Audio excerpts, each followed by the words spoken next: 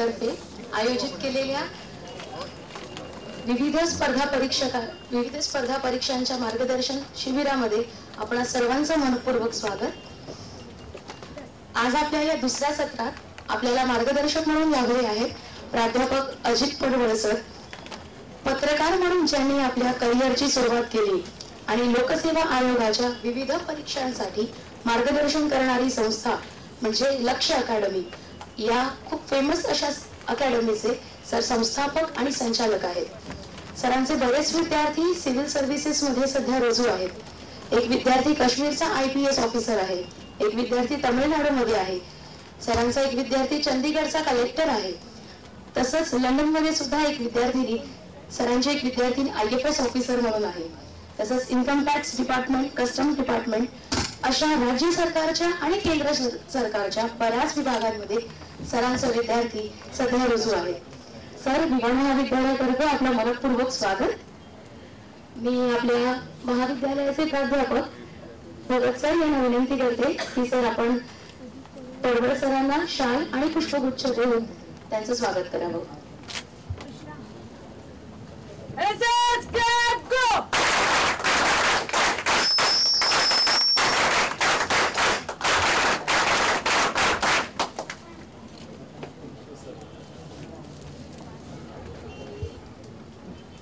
तसंच आपल्याला आजच्या सत्रात दुसरे मार्गदर्शक लाभलेले आहेत प्राध्यापक सोनवणे सर। कन्सेप्ट अकॅडमी या विविध स्पर्धा परीक्षांसाठी मार्गदर्शन करणाऱ्या संस्थेचे सर डिरेक्टर आहेत।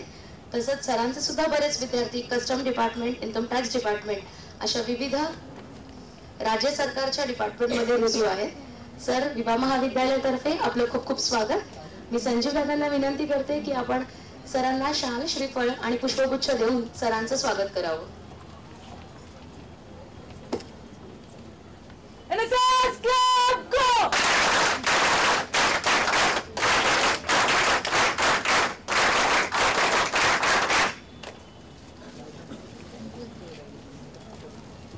मान्यवरांना विनंती करते की आपण आपलं मार्गदर्शन सत्र सुरू करावं।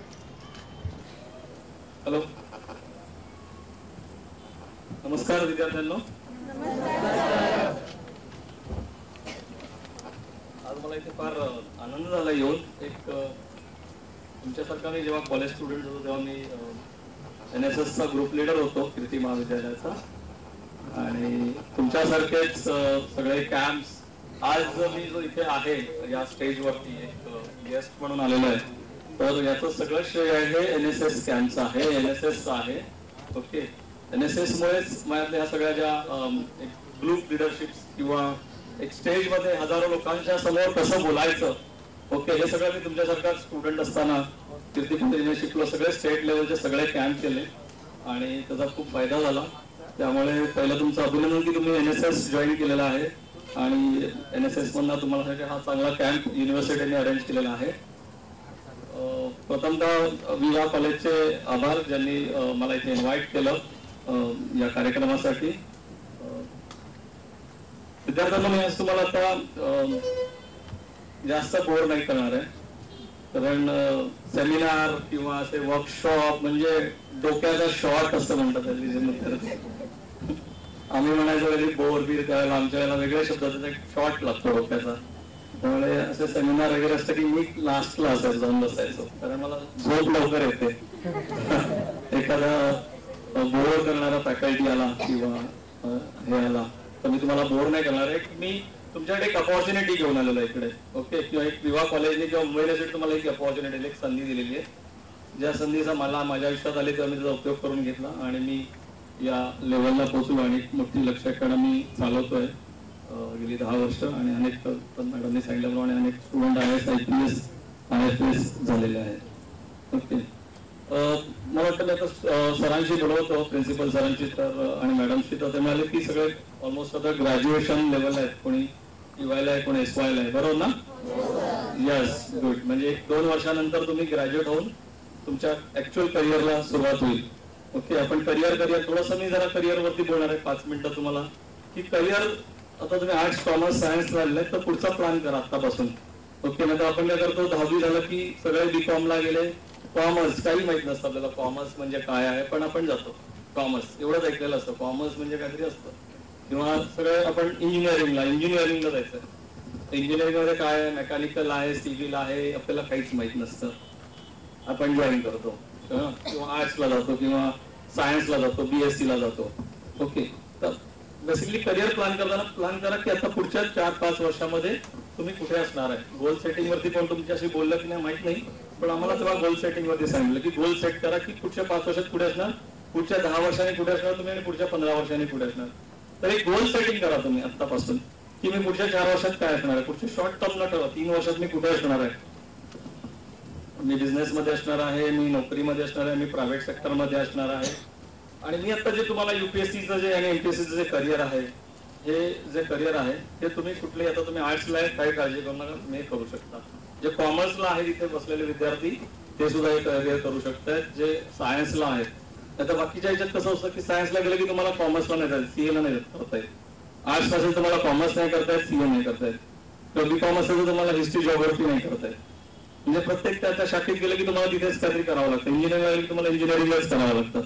पण आता एक अशी परीक्षा आहे तुम्हाला म्हणजे जे प्रेझेंटेशन देणार आहे इथे, या तुम्ही कुठेही जा, आर्ट्स कॉमर्स सायन्स, तुम्ही आता कुठल्याही स्ट्रीमला असाल तीच तुम्हाला करिअरची अपॉर्च्युनिटी देणारी आहे. बाकीच्या क्षेत्रात जायचं, इंजिनिअरिंग केल्यानंतर परत तुम्हाला मास्टर्स करायला लागतं, म्हणजे पुन्हा एक 4-5 लाखाचा खर्च. ओके, त्यानंतर तुम्हाला जर मेडिकलला जायचं तर पुन्हा 4-5 लाखाचा खर्च. पेमेंट सीट जर असेल तर अजून 10 लाख, 15 लाख, 20 लाख. पण मी जे तुम्हाला आता करिअर सांगणार आहे त्याचा खर्च आहे फक्त 100 रुपये किंवा 50 रुपये. आणि तुम्हाला काय काय मिळणार आहे ते तुम्हाला आता कळेल या माझ्या स्लाइड शो मध्ये. तेव्हा तुम्हाला असं वाटेल की सर आज काहीतरी, सरांचा आज काहीतरी प्रॉब्लेम झालाय, सर आज काही जेवले नाही आहेत का, सकाळचा ब्रेकफास्ट नाही केलाय, तर काही येऊन इथे आता सांगतात. सरांना इथे स्टेजवर बोलवले, पण तुम्हाला दाखवणार आहे सगळं फॅक्ट आहे. ओके, तर हे आहे UPSC, union public service commission, ज्यामध्ये तुम्ही IAS IPS, काल एक IPS सर येऊन गेले जे IPS आहेत, तर ते या एक्झाम थ्रू सिलेक्ट झालेले आहेत. तर नॉर्मली आपण खूप स्वार्थी असतो, आपल्याला आधी काय मिळणार आहे ना ते आधी पण बघत असतो. आपला माणसाचा थोडासा स्वभाव असा आहे ना की मला आधी काय मिळणार ते बघतो, माझा काय फायदा होणार आहे, मला काय पैसे मिळणार आहेत का, मला तिकडे काय फॅसिलिटी मिळणार आहेत का, बरोबर ना. त्यासाठी पण प्रत्येक गोष्ट करत असतो. तर पहिले मी तुम्हाला दाखवणार आहे की ते तुमचे काय काय फायदे आहेत, ते काय काय ते तुम्हाला मिळणार आहेत ते. ओके, ही जी स्लाइड आहे हे कोण सांगू शकतो, कोण मुंबईतला कोण आहे इथे? मंत्रालय नाही, अजून जरा थोडस नाही, रॉंग. चर्चगेट बरोबर आहे, थोडस जवळ आहे. रिझर्व्ह बँकेच्या बाजूची बिल्डिंग आहे ही. कोणी कास्ट सर्टिफिकेट करायला दिलेलं आहे इकडे. ओल्ड कस्टम हाऊस, म्हणजे कलेक्टर ऑफिस, मुंबईचं जिल्हाधिकारी कार्यालय, जिथे मुंबईचा IAS ऑफिसर्स बसतो आणि अख्ख्या मुंबईवरती राज्य करतो म्हणतात तरी हरकत नाही, पण खऱ्या अर्थाने तो लोकांची, मुंबईतल्या लोकांची सेवा करतो. ते आहे old custom house, collector office म्हणतात मुंबईचं. नेक्स्ट, हे कोण सांगू शकतं काय? खूप हुशार आहेत मॅडम म्हणजे स्टुडंट्स सगळे. तर हे आहे BMC ऑफिस. ओके, इथे अख्ख्या मुंबईची जी 1.5 करोड लोकसंख्या आहे, त्या 1.5 करोड लोकसंख्येचं सगळं जे कारभार आहे प्रशासकीय, आपल्याला रस्ते, आपण ज्या रस्त्यावर चालतो, आपल्याला कचऱ्याची जी गाडी येते, त्या रस्त्याचे जे दिवे आहेत, अशा सगळ्या ज्या नागरी सुविधा देतं हे सगळं हे BMC देतं. आपल्याला जे पाणी येतं वेगळ्या लेक मधनं, ते पाणी आपल्या घराच्या नळापर्यंत आणण्याचं काम हे BMC करतं. याचा जो आयुक्त आहे तो IAS ऑफिसर असतो. ते तुम्ही जर IAS ऑफिसर झालात तर तुम्ही या बिल्डिंग मध्ये राहून 1.5 करोड लोकांनी कसं जगायचं किंवा कसं वागायचं ते तुम्ही ठरवणार. एक IAS ऑफिसर ठरवतो, तो इथे बसतो. हे सगळे IAS ऑफिसर म्हणजे BMC. नेक्स्ट, हॅलो, नेक्स्ट, ते कोण सांगू शकतं? व्हेरी गुड, सॉलिड विषय आहे तुमचं. हे मंत्रालय ज्याला आग लागली होती 6 महिन्यापूर्वी, आणि त्यानंतर 6 महिन्यातच ते लगेच 2 महिन्यात चालू करण्यात आलं. आणि इथून अख्ख्या महाराष्ट्राची साधारण एक आता 12 ते 13 करोड लोकसंख्या नवीन सेन्सेक्स प्रमाणे. तर या 11 ते 12 करोड महाराष्ट्राच्या लोकांचा जो सगळा कारभार आहे, आपला जो महाराष्ट्राचे मुख्यमंत्री आहेत आणि सगळे जे मंत्री लोक आहेत, ते या इथे बसतात आणि इथून अख्ख्या महाराष्ट्राचा कारभार चालतो. आणि त्यांचे जे सेक्रेटरी आहेत, ज्याला कॅबिनेट सेक्रेटरी, चीफ सेक्रेटरी, जे IAS ऑफिसर असतात, ते सगळे IAS ऑफिसर मित्रांनो या इथे बसतात आणि इथून सगळा कारभार चालतो. 11 करोड. ओके, 11 लोकांवरती रूल करायचं असेल तर तुम्ही IAS होऊन या इथे जाऊ शकता, या मंत्रालयाच्या इमारतीमध्ये. नेक्स्ट, सिडको. इथे कोकणातली मुलं आलेली असतील, त्यांना माहित असेल किंवा इथे पण बिहारमध्ये पण सिडकोचे अनेक प्रोजेक्ट आहेत. ओके, सिडको एक महामंडळ आहे. ओके, तर वेगवेगळ्या घरांची निर्मिती करणे गरीब लोकांसाठी आणि शहरांचा विकास करण्यासाठी हे सिडको आहे. त्याचा जो हे असतो तो IAS ऑफिसर असतो, तिथे तुम्ही काम करू शकता. नेक्स्ट, हे कोण सांगू शकतं काय?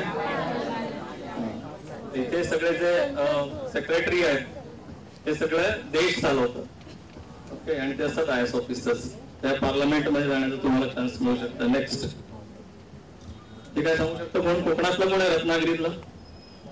आपण फक्त महालक्ष्मीलाच बघतो घोडे किंवा ते माथेरानलाच घोडे बघतो, पण प्रत्येक ज्याला चॅलेंजिंग हॉर्स रायडिंग करायचं आहे तर तुम्हाला इथे हॉर्स रायडिंग पासून सगळं ट्रेनिंग दिलं जातं. ओके, नेक्स्ट बघा, एक वर्षभराचं ट्रेनिंग असतं IAS झाल्यावर, IAS IPS IFS झाल्यावर. Next, scuba diving. तारकर्लीला आहे आपल्याकडे, मला वाटतं कोकणातले जी मुलं आले सांगतील. भारत दर्शन. ओके, आपल्याला एक नुसतं मगाशी सांगितलं की मसुरीला जायचं तर आपल्याला 40,000 खर्च आहे. अख्खं इंडिया भारत दर्शन म्हणजे काश्मीर पासून कन्याकुमारी पर्यंत VIP ट्रीटमेंट मध्ये तुम्हाला 5 स्टार हॉटेल लंच करता येतो, एक दिवस पूर्ण IASच्या ट्रेनिंग मध्ये. नेक्स्ट पुढे बस भरपूर व्हायला. तुम्हाला लाल दिव्याची कार, एक कार घ्यायची तर कोण सांगू शकतो? एक कॉस्ट होंडा सिटीची प्राइस कोण सांगू शकतो? होंडा सिटी किती लाखाला येते? 8-9 लाख, 10 लाख प्राइस येते. ओके, मुंबईत 10 लाखापर्यंत जाते, रत्नागिरीत घेतली तरी 9 लाखाला येते, 1 लाख टॅक्स वाचतो. ओके, तर 10 लाखाची गाडी, त्याच्यावर एक लाल दिवा असतो रेड कलरचा, तो कुठे मार्केटमध्ये विकत मिळतो? मी तुम्ही घेतली एक गाडी, त्याला मी एक लाल दिवा लावतो आणि फिरतो, लगेच जेलमध्ये, माहिती आहे ना? तर तुम्हाला ही सर्व्हिस जॉईन केल्या गेल्या आहेत. लाल दिव्याची गाडी देते, रेड कलर म्हणजे VIP. याच्यातून जातोय तो IAS ऑफिसर आहे, हा VIP आहे. ओके, आपल्याला एक गाडी घ्यायची, ते 10 लाख रुपये, त्यानंतर त्याचा कर्ज, त्याचा इंटरेस्ट, एक ड्रायव्हर, त्याच्यावर 10,000 रुपये पगार ठेवून 8 ते 10,000 रुपये एक ड्रायव्हर घेतो, जे तुम्हाला सगळं देतं, त्याचा पेट्रोल सगळं गव्हर्नमेंट ऑफ इंडिया देते. आणि यासाठी तुम्हाला त्याची एक परीक्षा, फक्त prelim exam, main exam, interview, म्हणजे तुमचं पूर्ण लाईफ चेंज होऊ शकतं. तर एक्झाम पण किती सोपी आहे मी तुम्हाला दाखवणार आहे. ओके, सगळे म्हणतात अरे IAS IPS म्हणजे अरे आपलं काम नाही, ते UP बिहार दिल्लीची मुलांना तेच करतात, तिथे वशिला लागतो. मग आपल्याला काय जमलं म्हणतात, तिकडे वशिला लागतो, तिकडे ओळख लागते, तिकडे कोणतरी शरद पवारांकडे ओळख पाहिजे किंवा CM कडे ओळख पाहिजे वगैरे, असं आपण काय बोलतो आणि आपण ते सोडून देतो. ओके, पण असं नाहीये, तुम्ही जर प्रॉपर हे केली तयारी तर तुम्ही IAS IPS होऊ शकता. नेक्स्ट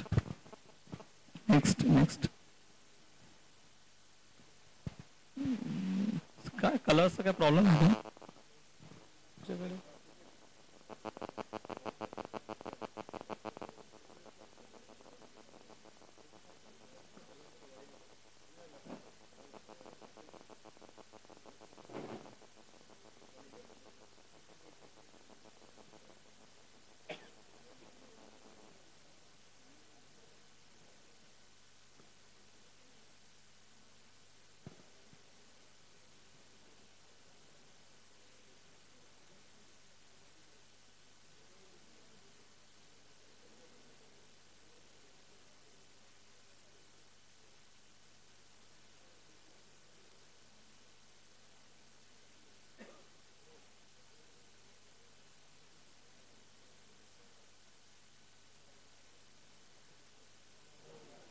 झालं इथं. नेक्स्ट फोटो तर दिसतात, बाकीचं खाली जा.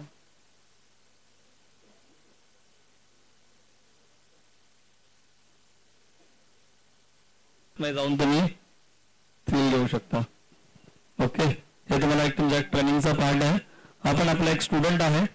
ओके, आहे अभिनव देशमुख, जो आता महाराष्ट्राचा IPS ऑफिसर आहे. त्याचा ट्रेनिंग मधला त्याचा फोटो आहे. नेक्स्ट, भारत दर्शन माझी तुम्हाला म्हणाल तसं पूर्ण इंडियाचं दर्शन आहे, कन्या ते काश्मीर पर्यंत, कन्याकुमारी पासून काश्मीर पर्यंत. Next, army attachment. ओके, आपण पाकिस्तानच्या बॉर्डरवर जाऊ शकतो का? इथे तुम्हाला ट्रेनिंग मध्ये तुम्हाला घेऊन गेलं जातं, डायरेक्ट तुम्हाला सैनिकांशी, मेजरशी, कॅप्टनशी तुम्हाला भेट. एक कसे आपले भारतीय सैनिक जे आपली बॉर्डर आहे भारताची, चायनाची बॉर्डर आहे किंवा पाकिस्तानची जी बॉर्डर आहे त्या बॉर्डरवरती आपले सैनिक कसे शौर्य गाजवत आहेत ते तुम्हाला डायरेक्ट तिकडे त्या बॉर्डरवरती जाते. तर जिथे कॉमन माणूस, सिव्हिलियन ज्याला म्हटलं जातं, तो जाऊ शकत नाही, तिथे फक्त हे आपण एक IAS झाल्यावर जाऊ शकतो. Next, helicopter. ओके, फक्त आपण बघतो लांबून, डायरेक्ट तुम्ही वायुसेनेमधनं हेलिकॉप्टरमध्ये तुम्ही फिरू शकता. कशा प्रकारे ते लोक काम करतात बघू शकता. हा आहे शैलेंद्र मिश्रा, आपला IPS स्टुडंट आहे काश्मीरमध्ये आणि खूप अप्रतिम काम करतोय काश्मीरमध्ये. खूप मोठे मोठे अतिरेकी त्यांनी गेल्या 2 वर्षामध्ये पकडले आणि त्यासाठी काश्मीर सरकारने त्याचा हे केलेला आहे. माझा स्टुडंट आहे, लक्ष्य अकॅडमीचा स्टुडंट आहे. नेक्स्ट, बघा प्रेसिडेंट ऑफ इंडिया बरोबर तुमचा एक दिवस. मग फोटो दिसला तुम्हाला खोटं वाटलं असेल की काही सांगतात सर. बघा, नेक्स्ट, प्राईम मिनिस्टर बरोबर, prime minister Manmohan Singh. Next, हे ऑफिस ऑफ डिस्ट्रिक्ट आहे, कलेक्टरचं ऑफिस आहे राजस्थान मधलं. नेक्स्ट, कलेक्टरचे ऑफिसेस आहेत. नेक्स्ट, गाडी लाल दिवाची. ओके, नेक्स्ट, तुम्ही NSS मध्ये आता तुम्हाला खूप सोशल वर्क करताना आवडलं असेल, बऱ्याच तुम्ही ग्रामीण भागात गेले असाल, खूप तुम्ही कॅम्प केले असेल. तर तिकडे भारतातली एक गरीब जनता आहे, गरीब एक लोक आहेत की एक गावामध्ये राहतात किंवा खेड्यापाड्यामध्ये राहतात. आपल्याला एक सोशल वर्क करायचं आपल्याला, तर आपल्याकडे पैसे नाही, फंड लागतो त्याला मोठा.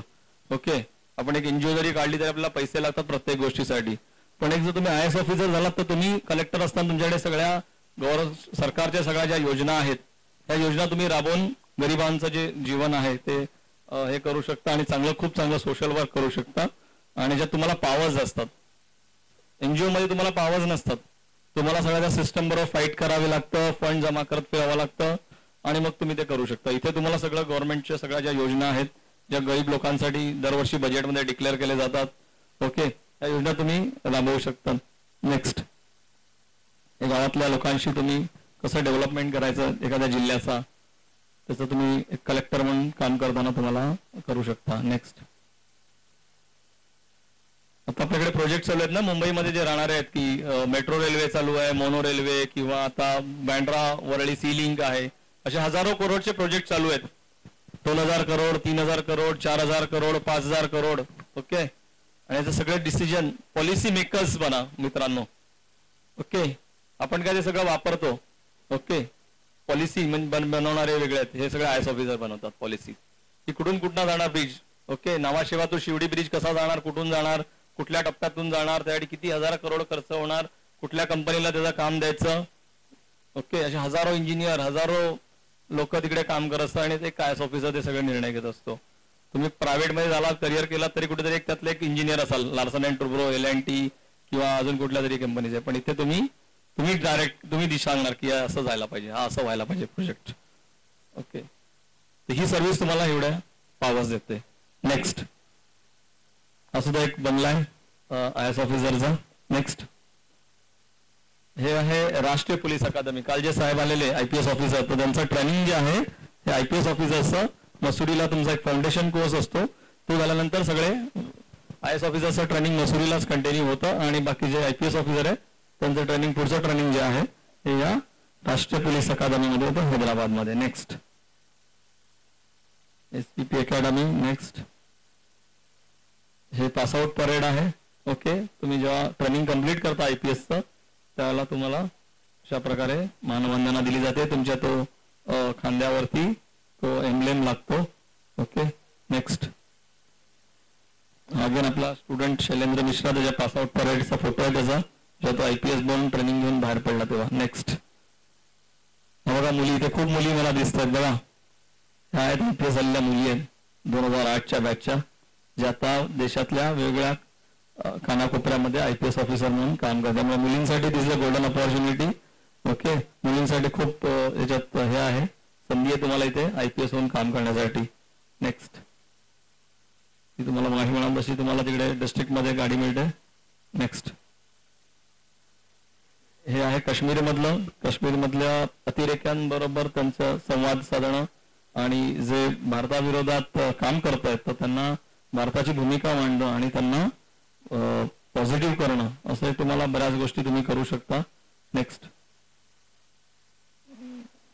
काश्मीरमधला आहे. नेक्स्ट, ओके, आमिर खान तुमचा आवडता सगळ्यांचा. ओके, हा जेव्हा काश्मीरमध्ये आला म्हणजे कुठे तुम्ही असाल जेव्हा तिकडे पहिला VIP येतो तो तुम्हाला भेटतो. ओके, तुम्ही त्याला रिसिव्ह करता एखाद्या VIP ला.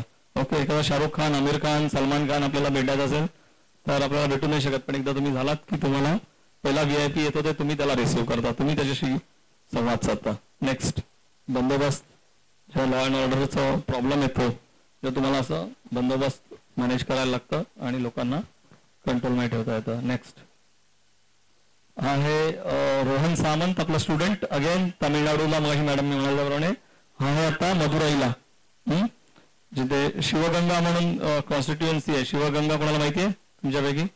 शिवगंगा तामिळनाडूमध्ये शिवगंगा माहिती आहे? कोण आहे तिकडचं MLA MP? Who is MP of Sivaganga? नाही मालूम? सिर्फ शिवगंगा मालूम आहे. ओके, आपले जे फायनान्स मिनिस्टर आहेत P चिदंबरम. ओके, आधी होम मिनिस्टर होते, आता फायनान्स मिनिस्टर आहे. त्यांचं कॉन्स्टिट्युएन्सी आहे तिथे. हा आपला स्टुडंट SP आहे, सुप्रिटेंडेंट ऑफ पोलीस म्हणून काम करतो आहे. हा आपला दादरचा प्रभादेवीचा स्टुडंट मुलगा आहे रोहन. नेक्स्ट, सगळ्या पोलिसांचं त्यांचं फोटो आहेत. नेक्स्ट, हे दल लेक. नेक्स्ट, हे हिमांशु रॉय आपले मुंबईचे IPS ऑफिसर्स आणि हे दत्ताचे सत्यपाल सिंग मुंबईचे पोलीस कमिशनर. नेक्स्ट, ओके, तुम्हाला आता दाखवलंय की काय तुम्हाला मिळणार आहे. ओके, आता काय करायचं आहे त्यासाठी ते तुम्हाला सांगतो. हे आहे धोलपूर हाऊस. हे काय माहितीये का कोणाला? ही कसली बिल्डिंग आहे कोण सांगू शकतं? हे आहे युनियन पब्लिक सर्व्हिस कमिशनचं office new दिल्लीतलं.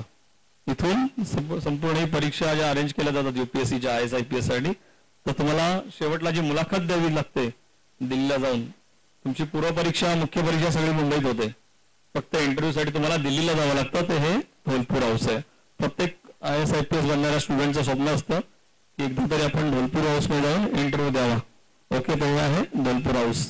Next, next, next, आता तुम्हाला सांगतो, लिहून घ्या तुम्ही. हे आहे UPSCची सिव्हिल सर्व्हिस एक्झाम्स. ओके, एवढी दरवर्षी कंडक्ट होते. ओके, आता या वर्षीची परीक्षा कधी डिक्लेअर होणार माहिती आहे मित्रांनो? उद्या 2 फेब्रुवारी. उद्या सॅटर्डे, फेब्रुवारीचा जो फर्स्ट वीक ऑफ सॅटर्डे असतो युजली, तेव्हा याची जाहिरात येते. आपला जो न्यूजपेपर आहे लोकसत्ता, महाराष्ट्र टाइम्स, त्यात एक छोटी जाहिरात असते आणि जो एम्प्लॉयमेंट न्यूजपेपर आहे त्याची पूर्ण एक सप्लिमेंट असते. त्यात पूर्ण एक्झामचं डिटेल्स सगळं त्यात असतं. त्यामुळे पुढच्या वीकमध्ये जो आता मंडेला एक एम्प्लॉयमेंट न्यूजपेपर येईल, तो लगेच ताबडतोब कॅम्प संपल्यानंतर तुम्ही जेव्हा घरी जाल मंडेला तेव्हा तो विकत घ्या. ओके, किंवा ज्यांच्याकडे कम्प्युटर आहे, इंटरनेट आहे, तर त्याची PDF फॉर्मॅटमध्ये अख्खी PDF तुम्हाला उद्या दिवसभरात कधी तुम्ही लॉग इन केलं तर उद्यापासून, तर ती PDF त्या UPSCच्या साईटवर आहे. ती साईट तुम्हाला मी देणार आहे नंतर. ओके, त्या साईटवर गेला तर तुम्हाला ती PDF डाउनलोड करता येईल. ओके, ज्याला हार्ड कॉपी आहे त्यांनी तो एम्प्लॉयमेंट न्यूजपेपर उद्या पब्लिश होईल तो विकत घ्या. त्यात सगळे डिटेल्स असते. ओके, तर ही परीक्षा असते फेब्रुवारीमध्ये. तुम्ही लक्ष ठेवायचं की फेब्रुवारीला आपल्याला UPSCचा फॉर्म भरायचा आहे. नेक्स्ट, तर ह्या सगळ्या सर्व्हिसेस आहेत. ओके, या सगळ्यासाठी ही सिव्हिल सर्व्हिस एक्झाम आहे. Indian administrative service, IAS officer, Indian foreign service, ज्यांना अम्बॅसेडर बनायचं आहे परदेशात जाऊन. ओके, उच्चायुक्त म्हणून ज्यांना काम करायचं आहे फॉरेन मध्ये जाऊन, ज्यांना फॉरेन मध्ये करिअर करायचं आहे त्यांच्यासाठी IFS आहे. आपल्याला जर फॉरेन मध्ये जायचं तर व्हिसा काढायला लागतो, बरोबर? लगेच जाऊ शकतो आपण, डायरेक्ट पकडलं वेळ गेलो नाही. पहिला आपल्याला व्हिसा काढायला लागतो. कुठल्याही देशात जायचं तर त्या देशाचा आधी आपल्याला पासपोर्ट काढायला लागतो. त्या पासपोर्ट नंतर आपल्याला तिथल्या कॉन्सुलेट्स मध्ये जाऊन व्हिसा घ्यायला लागतो. ओके, आपल्याला अमेरिकेला जायचं आहे, युरोपला जायचं आहे, फॉरेन मध्ये एज्युकेशन करायला जायचं आहे, तर काय आपल्याला पहिला विजा काढायला लागतो. ओके, पण तो विजा सगळ्यांना देतं का अमेरिका? या चला चला, जत्रा आहे आमच्यामध्ये, जत्रा भरली आहे, चला. 100 एकाला देतात दिवसाला. ओके, 10,000 ऍप्लिकेशन आले, त्यातल्या फक्त 500 लोकांना देतात आणि बाकीच्या 9,500 लोकांना सांगतात घरी जा. ज्याच्या अकाउंटमध्ये जास्त पैसे आहेत, 40 लाख 50 लाख, ज्यांच्या आईवडिलांच्या अकाउंटमध्ये पैसे बघतात तुमच्या आधी, नंतर त्यांच्या काय प्रॉपर्टीज आहेत ते बघतात.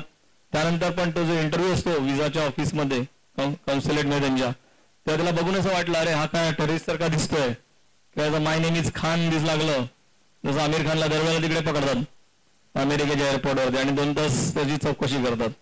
काय सुपरस्टार आहे भारताचा. अमेरिका त्यांच्या सुरक्षेसाठी, त्यांच्या सिक्युरिटीसाठी ते कोणालाही सोडत नाहीत. ते प्रत्येक 10-100 वेळा चेक करतात की हा जेन्युइन आहे का, तर तुम्ही कुठेतरी अमेरिकेमध्ये पोहोचता. नाही तर अमेरिकेच्या एअरपोर्टवर पण तुम्हाला रिटर्न पडवलं जातं. पण जेव्हा तुम्ही IFS ऑफिसर होणार तेव्हा तुम्हाला राजनैतिक विजा मिळतो, पॉलिटिकल विजा. ओके, जो डायरेक्ट तिथून येतो. तुम्हाला काही तिथं इंटरव्ह्यू द्यायला नाही लागत. एकदा IFS झालं की तुम्ही त्यांचे VIP असतात, तुम्हाला तिकडे एअरपोर्टवर न्यायला त्यांचे सगळे ऑफिसर येतात आणि तुम्हाला घेऊन जातात, कारण तुम्ही त्यांच्यासाठी गव्हर्नमेंट ऑफ इंडिया असतात. ओके, तुमच्या केसाला धक्का लागणं म्हणजे भारताला धक्का लागणं. एक IFS ऑफिसर झाल्यावर तुम्हाला सगळं डायरेक्ट तुम्ही परदेशात जाऊ शकता. ओके, आता आपले 2 स्टुडंट आहेत जे लंडनमध्ये आहेत आणि फ्रँकफर्टमध्ये आहेत, जे IFS ऑफिसर्स आहेत. ओके, जेव्हा तिकडे तुम्हाला डॉलरमध्ये किंवा तिकडच्या करन्सीमध्ये, युरोपमध्ये जाल तर तुम्हाला युरोमध्ये तिकडच्या करन्सीमध्ये. ओके, नाही तर इथला भारतातला पगार तुम्हाला तिकडे पुरेल नाही पुरणार ना, तुम्हाला तिकडच्या करन्सीमध्ये तुम्हाला तुमचं सॅलरी, बंगला, कार सगळं दिलं जातं. ओके, आणि भारताचे आणि अमेरिकेचे किंवा ज्या देशाचे संबंध डेव्हलप करणं, पॉलिटिकली, सोशली, इकॉनॉमी, हे एका IFS ऑफिसरचं काम असतं. IPS officer, Indian police service, जसं मी दाखवलं की लॉ अँड ऑर्डर मेंटेन करणं. ओके, आपल्या हाताखाली जो हजारो जे कॉन्स्टेबल आहेत, PS आहे, त्यांच्याकडनं त्या पूर्ण एरियामध्ये लॉ अँड ऑर्डर मेंटेन करण्याचं काम हे IPS ऑफिसर्स असतं. बाकी मग accountant, finance service, audit and account service, CAG तुम्ही ऐकलं असेल. राजा ज्या घोटाळ्यामुळे उघडकीस आला आणि जेलमध्ये गेला मंत्री आपला, तर तो CAGनी घोटाळा बाहेर काढला. ओके, की त्यांनी विदाऊट लिलाव न करता याचे टेलिकॉमचे परवाने टेलिकॉम कंपन्यांना वाटले, त्यामुळे भारताचं लाखो रुपयांचं नुकसान झालं. हे CAG ऑफिसर चेक करतात की भारतातल्या गव्हर्नमेंटचा पैसा कुठे जातो आणि कुठे नाही जात. त्यानंतर आहे कस्टम्स, आपण नेहमी ऐकतो कस्टम कमिशनर, कस्टम इन्स्पेक्टर आहे, आणि आपल्याला काय सॉलिड वाटायचं आहे. बरं, इम्पोर्टेड वस्तू आपण आणल्या परदेशातनं की आपल्याला त्याचा ड्युटी भरावी लागते गव्हर्नमेंटची, कारण भारताला त्याचा हे मिळालं पाहिजे ना, इन्कम मिळालं पाहिजे. तिकडचा जो कस्टम ऑफिसर आहे तर त्यासाठी तुम्ही इथे कस्टम मधून तुम्ही इथे असिस्टंट कमिशनर पासून जाऊन मग कमिशनर म्हणून तुम्ही रिटायर्ड होऊ शकता. तर हे इंडियन रेव्हेन्यू सर्व्हिस, त्यानंतर Indian defence accounts and Indian revenue service, IRS. Group A म्हणजे इन्कम टॅक्स. इन्कम टॅक्स आपण जो भरतो दरवर्षी मार्च महिन्यामध्ये किंवा जून जुलै महिन्यामध्ये. ओके, ज्यांचं इन्कम 1,80,000च्या वरती आहे तर प्रत्येकाला टॅक्स बसतो. तो टॅक्स आपण इन्कम टॅक्स ऑफिसमध्ये जाऊन भरतो, तर त्याचा जो कमिशनर आहे तो या इथून जातो. ओके, त्यामुळे असं एक custom, income tax, railway, postal, ह्या सगळ्यांसाठी मित्रांनो एकच परीक्षा आहे, ती आहे सिव्हिल सर्व्हिस एक्झाम, आणि ती कंडक्ट करते UPSC. आणि मग तुमचा ऑल इंडिया रँक आणि तुमचा चॉईस तो पहिल्या 100-200 मध्ये आला तर तुम्हाला IS, IPS, IFS, custom, income tax तुमच्या रँक प्रमाणे मिळते. ओके, ह्यावर तुम्हाला त्याचे डिटेल्स कळतील. नेक्स्ट, फॉर्म भरतील विद्यार्थी. ओके, पहिली फॉर्म भरल्यानंतर पहिली स्टेज आहे प्रिलिम एक्झाम. ओके, ही कधी असते? मे मध्ये. लक्षात ठेवायचं, मे महिना म्हणजे आपल्याला IAS ची परीक्षा द्यायचं आहे आणि तो असते मे मध्ये. मेच्या साधारण 3ऱ्या रविवारी असते, 3rd वीक ऑफ संडे, एका दिवशी असते ही परीक्षा. ओके, त्याच्यामध्ये तुम्हाला 2 पेपर असतात, पेपर 1, पेपर 2, तो सिलेबस नंतर दाखवतो. त्यानंतर मेन एक्झाम असते जी सब्जेक्टिव्ह असते, ती नोव्हेंबरमध्ये असते. आणि मग इंटरव्ह्यू, माझी तुम्हाला मी दाखवलं धोलपूर हाऊस, तिकडे तुमचा इंटरव्ह्यू घेतला जातो आणि तिथून मग तुम्ही सिलेक्ट झाला इंटरव्ह्यू मधनं, तुमचं मेन एक्झामचे मार्क्स आणि इंटरव्ह्यूचे मार्क्स याच्या टोटलवरती तुमचं रँक डिसाईड होतो आणि त्या रँक प्रमाणे तुम्हाला IS, IPS, IFS he post मिळते. ओके, नेक्स्ट पाहिजे तुमचं आता ग्रॅज्युएशन होईल पुढच्या वर्षी, या वर्षी जे TYला आहेत किंवा पुढच्या वर्षी फक्त ग्रॅज्युएशन पाहिजे. इथे पर्सेंटेज पाहिजे का 90%, 95% नाही. इथे पास क्लास स्टुडंट सुद्धा ही परीक्षा देऊ शकतो आणि पास क्लास मुलगा सुद्धा इथे IAS झालेला आहे. असे खूप उदाहरणं आहेत. आपला भरत आंधळे म्हणून आहे, आपल्या महाराष्ट्रातलाच मुलगा आहे, नाशिकचा. तर तो असाच परीक्षेला 10वीला 12वीला 2-2दा 3-3दा पासून सुद्धा पास होऊन सुद्धा त्याने IAS झालेला आहे. आता IRS आहे तो नाशिकमध्ये. ओके, इन्कम टॅक्स कमिशनर आहे. ओके, त्यामुळे इथे मार्कांना महत्व नाही. तुम्ही 80, 90, 95%. इथे तुमच्याकडे नॉलेज काय आहे ते चेक केलं जातं. ओके, जसं अमिताभची कॅच लाईन आहे, ज्ञान ही आदमी को अपना हक दिलाता है. बरोबर आहे. ते ज्ञान इथे इम्पॉर्टंट आहे, ते नॉलेज इम्पॉर्टंट आहे तुमच्याकडे, की तुमच्याकडे ते काय नॉलेज आहे. ओके, ते नॉलेज चेक करतं UPSC. तुमचे पर्सेंटेज त्यांना फक्त पास क्लास स्टुडंट पाहिजे, ग्रॅज्युएशन पाहिजे फक्त. नेक्स्ट, आता किती वेळा परीक्षेला बसता येतं या परीक्षेमध्ये. Next, attempts. Okay, open caste वाली मुलं 21 ते 30, तुमचं एज 21 कम्प्लीट पाहिजे 1 ऑगस्टला. समजा तुम्ही आता या 2013ला परीक्षा देणार तर या वर्षीच्या 1 ऑगस्टला तुमचं 21 एज कम्प्लीट झालेलं पाहिजे. 21 रनिंग नाही चालणार. 21 कम्प्लीट 1 ऑगस्टच्या अगोदर. ओके, म्हणजे तुमचं 1 ऑगस्टच्या अगोदर तुमचा बर्थडे पाहिजे, तर तुम्ही ती परीक्षा देऊ शकता आणि तुमचं ग्रॅज्युएशन पाहिजे. आणि 30 इज एज लिमिट ओपन कास्टसाठी. किती? 30. 30 वर्षापर्यंत तुम्ही ओपन कास्ट विद्यार्थी परीक्षा देऊ शकता. त्याला 4 अटेम्प्ट आहेत. ओके, पहिली जी प्रिलिम एक्झाम मग मी तुम्हाला दाखवली, त्या प्रत्येक प्रिलिम एक्झामला बसला की तुमचा 1 अटेम्प्ट काउंट होतो. ओपन कास्टसाठी तुम्हाला 4 अटेम्प्ट आहेत. 4 अटेम्प्ट तुम्ही दिले तर देऊ शकता या परीक्षेचे. तुम्हाला एका अटेम्प्टमध्ये म्हणजे प्रत्येक अटेम्प्टला तुम्हाला प्रिलिम मेन्स इंटरव्ह्यू एका वेळेत क्लिअर करायचं आहे. तुम्ही मेन एक्झामला नाही झालात परत तुम्हाला प्रिलिम पासून चालू करायला लागेल. तुम्ही इंटरव्ह्यूला नाही झालात परत you have to start from prelim. हा थोडा सापशिडीचा खेळ आहे. सापाने गिळला 98ला, परत 2 वरनं चालू करायचं. ओके, आणि वर्षातनं एकदा परीक्षा होते. तुमचं नॉलेज चेक करायचं आहे UPSCला. ओके, तुमचं जे करंट अफेअर आहे, ओके, करंट नॉलेज आहे देशातलं जगातलं, तुम्ही 1 वर्षानंतर डायरेक्ट घ्याल म्हणून माझा तो इंटरव्ह्यू घ्याल, पण वर्षभरातला तुम्हाला माहिती आहे की नाही कसं करणार UPSCला. कारण त्यांना एक चांगले नॉलेज असणारे, करंट नॉलेज असणारे IAS ऑफिसर पाहिजे. कारण एक पुढे पूर आला, ओके, किंवा भूकंप आला तर कोण असतं? पहिला कलेक्टर असतो. पहिला तो आपल्यासाठी काम करायला चालू करतो. सगळं रेस्क्यू ऑपरेशन्स आहे, इमर्जन्सीसाठी. फ्लड आलं, अर्थक्वेक आला, लातूरला भूकंप झालेला अनेकांना माहिती आहे. हे कलेक्टर ऑफिस असतं तर तो एक काय सोबत एकदम शार्प पाहिजे. त्यावेळेला तो पुस्तकात शोधत बसला, अरे आता कायच करायचं, भूकंप झालाय, मग तोच तिकडे घाबरला, आता जाऊ दे मीच जातो होता घरी. तर त्यासाठी तुमच्याकडे नॉलेज पाहिजे. म्हणून ते नॉलेज चेक करण्यासाठी तुम्हाला प्रिलिम मेन एक्झाम इंटरव्ह्यू, म्हणजे तुम्ही मेंटली तुम्हाला ते सगळं नॉलेज आणि तुम्ही मेंटली तेवढे स्ट्रॉंग आहात का हे त्या स्टेजमधनं तुम्ही जाता जाता तुम्ही तेवढे स्ट्रॉंग होऊन जाता की तुम्ही त्या लेवलला पोचता की तुम्ही ते IAS ऑफिसर म्हणून चांगलं काम करू शकता. तर त्यासाठी परीक्षा आणि हे स्टेजेस ठेवलेले आहेत. OBC जे कॅन्डिडेट आहे ज्यांना इतर मागासवर्गाचं ज्यांना बेनिफिट मिळालेलं आहे ते 7 अटेम्प्ट त्यांना, आणि त्यांचा वय मर्यादा आहे 21 ते 33. जे 7 वेळा बसू शकतात. आणि जे SC/ST कॅन्डिडेट आहेत, शेड्यूल कास्ट, शेड्यूल ट्राईब, त्यांना एज ऑफ 35चं लिमिट आहे. 35 वर्षापर्यंत ते या परीक्षेला बसू शकतात. ओके, पण त्यांना अटेम्प्टचं लिमिट नाही आहे, पण एज लिमिट आहे 35. नेक्स्ट,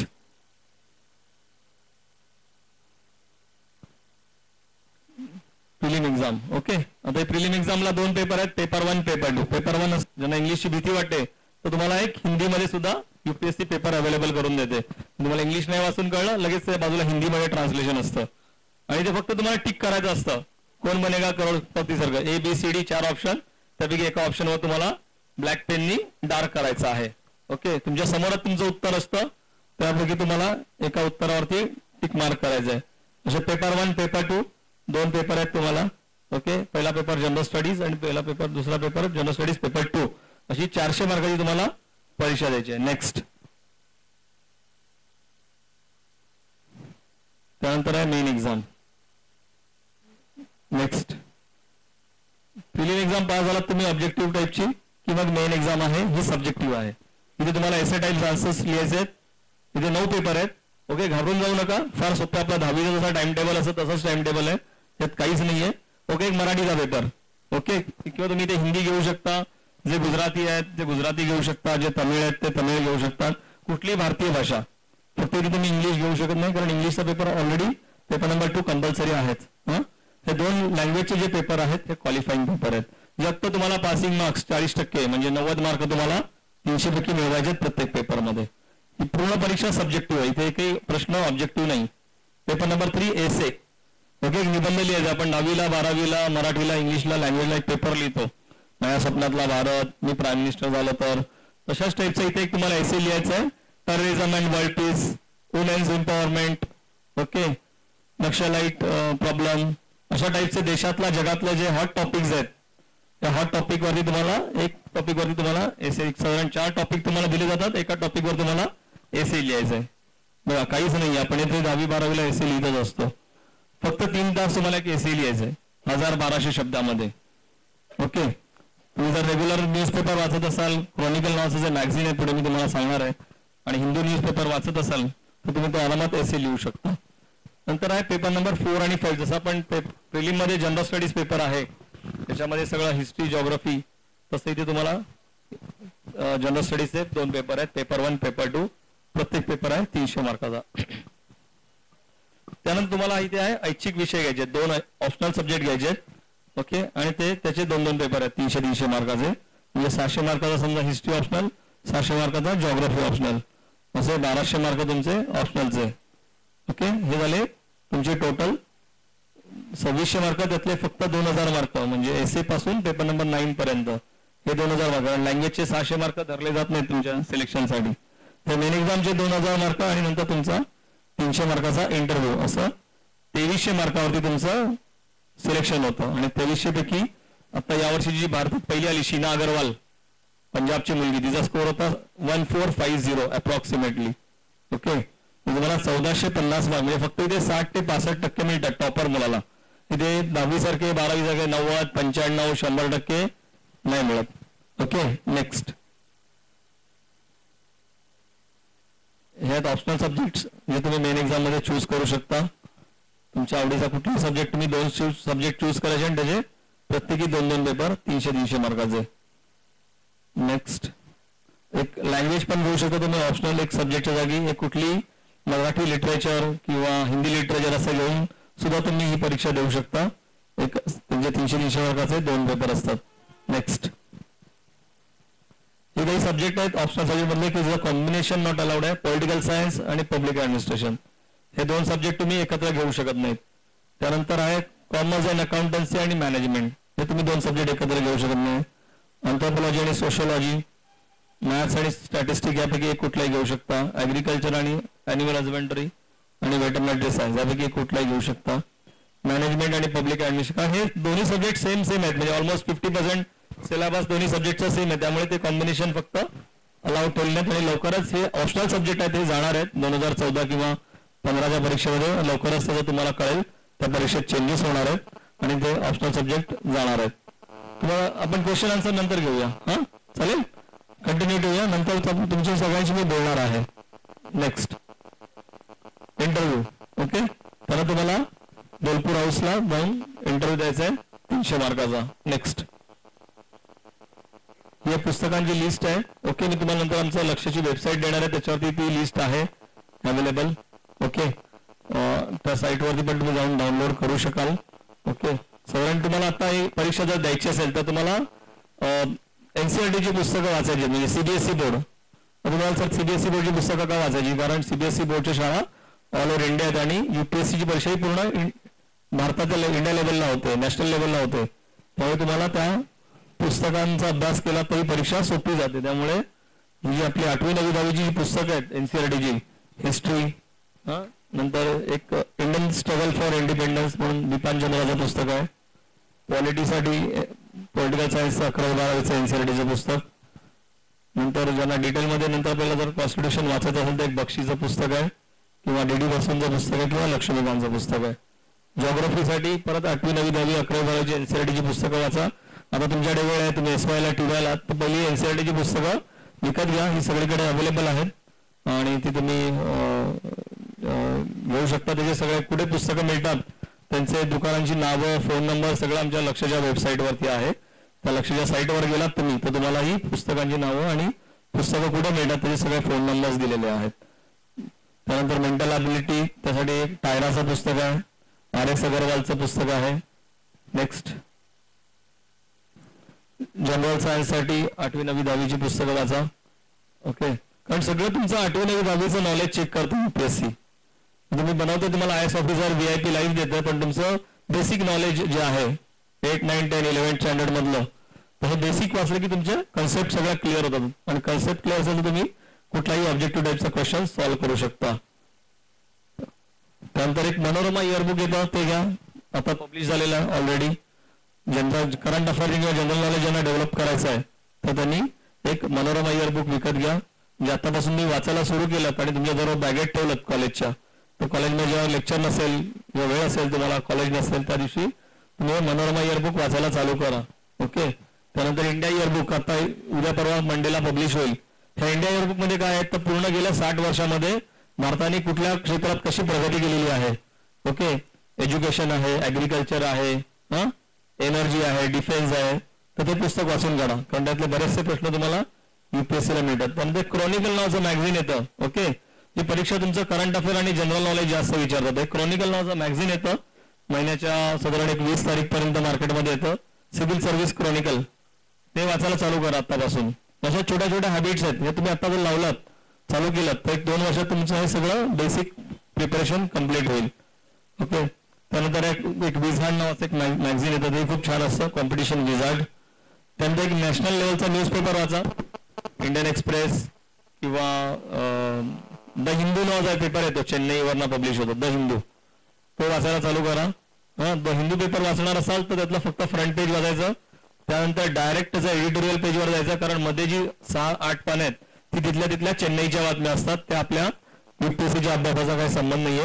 नंतर तुमचा लगेच मला फोन येईल, अरे सर काय तामिळनाडूतल्या सगळ्या बातम्या वाचून आम्ही कंटाळलो, तर झोप येते, तर तुम्हाला त्या वाचायच्या नाहीयेत. तामिळनाडूमध्ये काय ऍक्सिडेंट झाला, कोणाचा खून झाला, UPSC तसलं काही विचारत नाही. तर त्याचं जो एडिटोरियल पेज आहे तिथपासून मग पुढचा पेज, एडिटोरियल पेज, नंतर एक इंटरनॅशनल पेज, नंतर एक बिझनेसवरचं एक पेज येतो, जे कोणाबरोबर टायप चालू आहेत, कोण कोणाचा CEO आहे. ओके. त्यानंतर एक स्पोर्ट्स पेज असतं आणि एक सायन्स अँड टेक्नॉलॉजीचं दर फ्रायडेला एक पेज येतं हिंदूमध्ये, तर ते वाचा. तर एक द हिंदू पेपर वाचा. हे लक्षात स्टुडंट आहेत गेल्या 5-6 वर्षामध्ये जे सिलेक्ट झालेले आहेत वेगळ्या पोस्ट रँकमध्ये, त्यांची नाव आहेत. नेक्स्ट. ओके. तर आता एक पाऊल तुम्ही टाकला पाहिजे. जेव्हा तुम्ही एक पाऊल चालू टाकाल तेव्हा तुमची जे तयारी आहे त्यामुळे चालू करा आतापासून. ओके. कुठून तरी तुम्हाला सुरुवात करायला पाहिजे, तर आतापासून तुम्ही याची सुरुवात करा. तुमच्याकडे भरपूर वेळ आहे. ओके. आणि जर आतापासून तयारी सुरू केली तर ही परीक्षा तुम्ही क्रॅक करू शकता. एकदम सोपी परीक्षा आहे, याच्यामध्ये सगळं तुमचं इंडियाचं हिस्ट्री, जिओग्राफी, पॉलिटी, इकॉनॉमी, आपण 5वी पासून 4थी पासून जे सगळं वाचत आलेलो तेच आहे. त्याच्यात कुठला काही बाहेरचा नाही आहे की अमेरिकेचा किंवा कुठला तरी आफ्रिकेचा किंवा कुठला. थोडासा करंट अफेअर जनरल वर्ल्ड लेवलचा असेल. ओके. पण मॅक्सिमम जे आहे ते आपलं इंडियन इकॉनॉमी, इंडियाचं हिस्ट्री, इंडियाचं जिओग्राफी. ओके. तर एवढी सोपी परीक्षा आणि तुम्हाला बनवणार आहे IAS ऑफिसर. ओके. नेक्स्ट. लक्ष्य अकॅडमीची वेबसाईट आहे, लिहून घ्या, www.lakshyasacademy.com.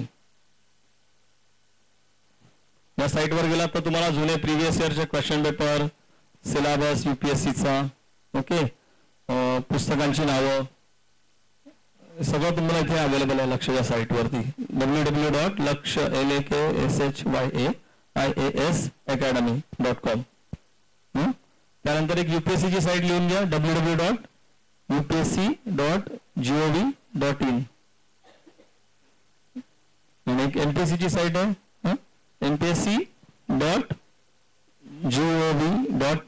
गव्हर्नमेंट, GOV म्हणजे गव्हर्नमेंट.in. या दोन्ही वेबसाईट आहेत, ह्या नीट लिहून ठेवा. ह्याच्यात सगळी संपूर्ण माहिती आहे परीक्षेची. ओके. आणि माझा मोबाईल नंबर दिलेला आहे, माझा मोबाईल नंबर आहे 922-320-9699. आणि दुसरा एक नंबर आहे 98209-320-9699. आणि दुसरा आहे 9820971345. हे 2 नंबर आहेत, हे नीट नंबर जपून ठेवा तुमच्याकडे. तुम्हाला काही परीक्षेची माहिती, गायडन्स काही लागलं तर तुम्ही कधी येऊ शकता. जे काउन्सिलिंग आहे ते फ्रीमध्ये असतं. काउन्सिलिंग ते तुम्हाला फ्रीमध्ये काउन्सिलिंग मिळेल. ओके, ज्यांना क्लास लावायचे ते क्लास लावू शकतात. ज्यांना फास्टली करायचं ते क्लास लावू शकतात. ओके, ह्या नंबरवरती सकाळी 10 ते तुम्ही संध्याकाळी 8 मध्ये फोन करू शकता. तर त्या वेळात तुम्ही फोन केला तर तुम्हाला सगळ्या तुमच्या प्रश्नांची उत्तरं मिळतील. नंतर फ्रिक्वेंटली आज क्वेश्चन पण टाकलेले आहेत, जे तुमच्या मनात आता प्रश्न बऱ्याच जणांचे असतील ते सगळे FAQ क्वेश्चन lakshyaacademy.com साईटवरती आहेत. ओके, तर ते त्यावर हे प्रश्न आहेत.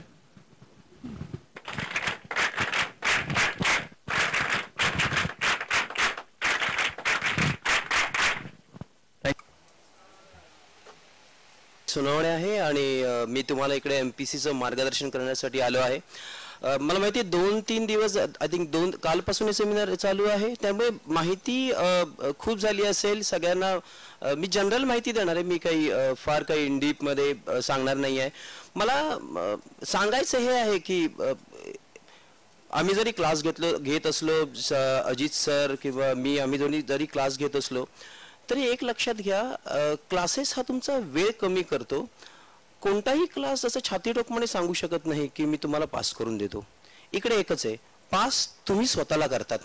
ठीक आहे, त्यामुळे 100-150 विद्यार्थी जरी जॉईन झाले तरी पास होणारे त्याच्याकडून 10 किंवा 12 असतात, कारण इकडे फक्त तुम्ही स्वतःला पास करतात. ठीक आहे, एक UPSC किंवा MPSC कॅन्डिडेट कसा असावा, ठीक आहे, त्याच्यामध्ये काय ॲटिट्यूड असावं ते फक्त तुम्हाला सांगेन. एक छोटंसं उदाहरण आहे, जसं की एक जोकच्या संदर्भात, पण टेक इट पॉझिटिव्हली. आणि तो विद्यार्थी कसा असावा, एक विद्यार्थी असतो आणि एक सर्वसाधारण 7वी-8वी मध्ये आणि सारखा नापास होणारा विद्यार्थी, आणि एकदा त्याला सर सांगतात की इंग्लिशमधून आपण एक एसे लिहायचा आहे आणि तो एसे 1 आठवड्यानंतर घेतला जाईल. ठीक आहे, पण हा मठ्ठ असतो आणि त्याला माहिती असतं की जर हा व्यवस्थित एसे लिहिला नाही तर आपलं काही खरं नाही. तो काय करतो, तो सर बाहेर गेले असताना तो पटकन त्या सरांच्या वहीमध्ये बघतो काय एसे लिहिणार आहे. त्याला समजते की अरे उद्या कबड्डी हा विषय बद्दल 1 आठवड्यानंतर एसे आहे. तो लगेच आपल्या नेहमीप्रमाणे पाठांतर करायला सुरुवात करतो. कबड्डीमध्ये किती, how many people played kabaddi, किती लोक कबड्डीमध्ये असतात, कबड्डी हा गेम कसा खेळला जातो, सगळं अर्थ काहीही समजत नाही, पण तरी तो कबड्डी बद्दल पूर्ण की कबड्डीच्या गेम मध्ये 9 लोक असतात, कबड्डी करतात, बाकी सगळं काही तो पाठ करतो. आणि जेव्हा 1 आठवड्यानंतर हा एकदम कॉन्फिडंट की कबड्डी कोणालाच येणार नाही, त्याचा मला कबड्डी बद्दल लिहिता येणार आहे, सगळं पाठांतर करून ठेवलं आहे, समजलं नाही काही अर्थ नाही, पण मला सगळं लिहिता येणार आहे. जातो पेपरला आणि बघतो काय की माय फर्स्ट जर्नी बाय प्लेन. अरे बापरे, हा आता कसं लिहिलेले. तो म्हणतो की आता कसं करायचं. लक्षात घ्या, एक कसा असावा, एक IAS किंवा IPS ऑफिसर हा कसाही मोल्ड होणारा असावा. जेव्हा तो एसे बघतो त्यावेळेस ते लिहायला सुरुवात करतो थोडक्या मोडक्या इंग्लिशमध्ये. First I am going by plane, ठीक आहे, from Mumbai to Ahmedabad. I got window seat, ठीक आहे. वेन आय लुक डाऊन, प्लेनमध्ये खिडकी असते, त्यामुळे तो म्हणतो की मला विंडो सीट मिळाली. आणि जेव्हा मी खिडकीच्या बाहेर बघितलं, जेव्हा वेन आय लुक डाऊन, मला काही मुलं दिसली, दे आर प्लेइंग कबड्डी, आणि he started writing about kabaddi. म्हणजे त्याने त्याची सिच्युएशन त्याच्याप्रमाणे मोल्ड केली. लक्षात येते, प्रॉब्लेम अनेक प्रकारचे असतात, ठीक आहे. तुम्हाला अनेक लोक त्याचे प्रॉब्लेम घेऊन येतील, गरीब, श्रीमंत, मध्यमवर्गीय.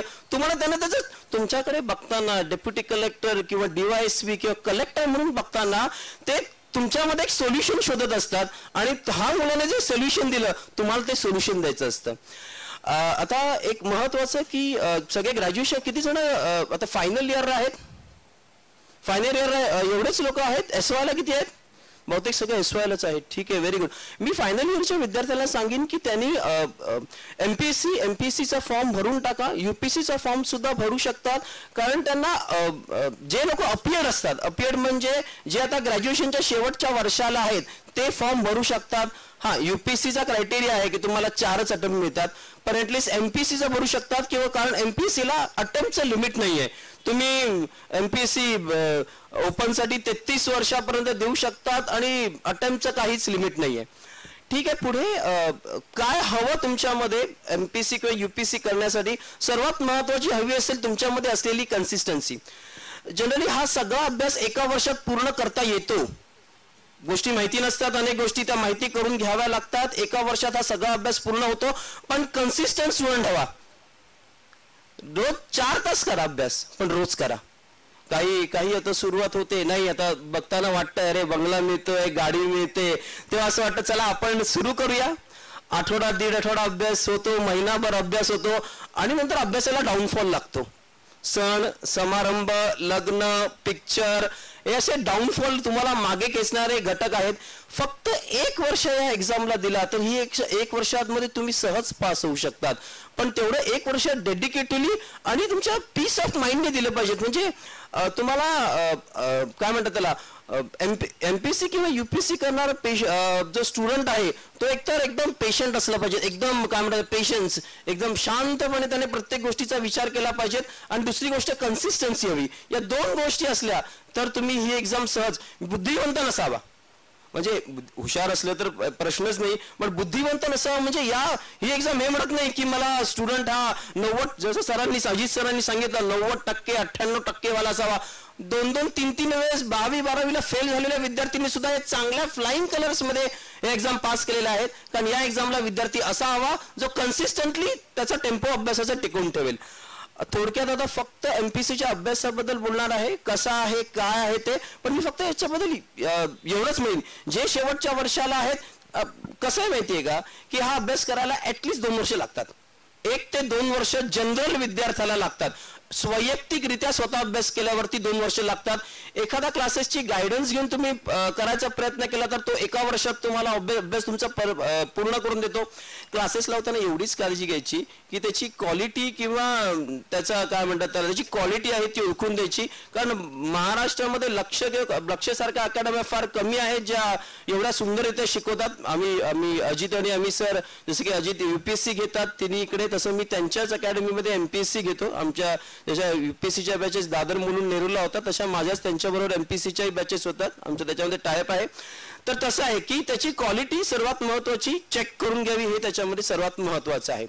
ठीक आहे, थोडक्यात आता MPSC म्हणजे महाराष्ट्र पब्लिक सर्व्हिस कमिशन आणि जवळजवळ 4 एक्झाम होतात वर्षाला. मी एवढंच म्हणेन 12 फेब्रुवारी ही शेवटची तारीख आहे फॉर्म भरायची. MPSCची जागा आलेल्या आहेत. सध्या 265 भरून तर टाका फॉर्म. 1 वर्ष ट्राय तर करा. कसं आहे मला माहिती आहे की इकडचे अनेक, लक्षात घ्या ना, ग्रॅज्युएशन झाल्यानंतर तुमच्याकडे मार्ग काय ओपन होतात.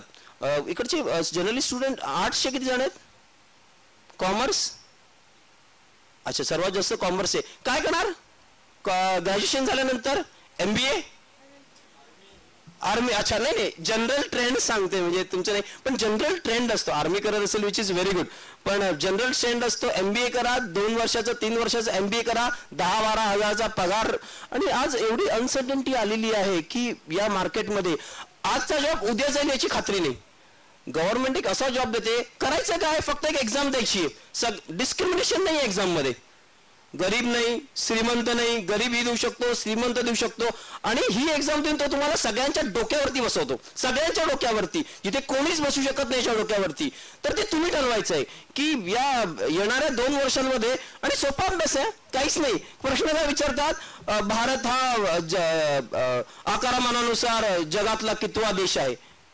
कितवा आहे आकारमानानुसार? किती आहे 7वा. हे एवढे सोपे प्रश्न मागच्या वर्षीच्या एमपीसीच्या पेपरला विचारलेत. अब तुम्ही याची उत्तरं देऊ शकतात. एवढा सोपा पेपर असतो. पण म्हणजे असं नाही की सगळे प्रश्न असेच असतात, काही प्रश्न कठीणही असतात, पण त्याचा अभ्यास सर्वात महत्वाचं झालं असलं पाहिजे.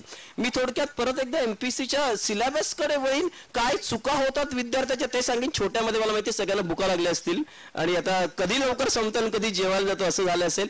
थोडक्यामध्ये सांगेन. ठीक आहे. एक्झाम एमपीसीच्या वर्षाला 4 एक्झाम होतात. राज्यसेवा नाही लिहू नका, वेबसाईट वरती तुम्हाला मिळतील www.mpsc.gov. फक्त ऐकून घ्या, लिहू काहीच नका. लिहिलं की तुमचं बोलण्यावरून लक्ष उडतं. फक्त ऐकून घ्या. एमपीसी वर्षाला ज्या महत्वाच्या आहे, ज्या आपण विद्यार्थी आर्ट्स कॉमर्स आणि सायन्सचे विद्यार्थी देऊ शकतो अशा फक्त 4 एक्झाम घेते. म्हणजे जनरली अनेक एक्झाम जरी घेत असली तरी 4 एक्झाम घेते. जी एक आहे राज्यसेवा. राज्यसेवेमध्ये तुमचे एक लक्षात ठेवा, एमपीसी मध्ये जे पोस्टिंग होतं ते फक्त महाराष्ट्रातल्या महाराष्ट्रातच होतं.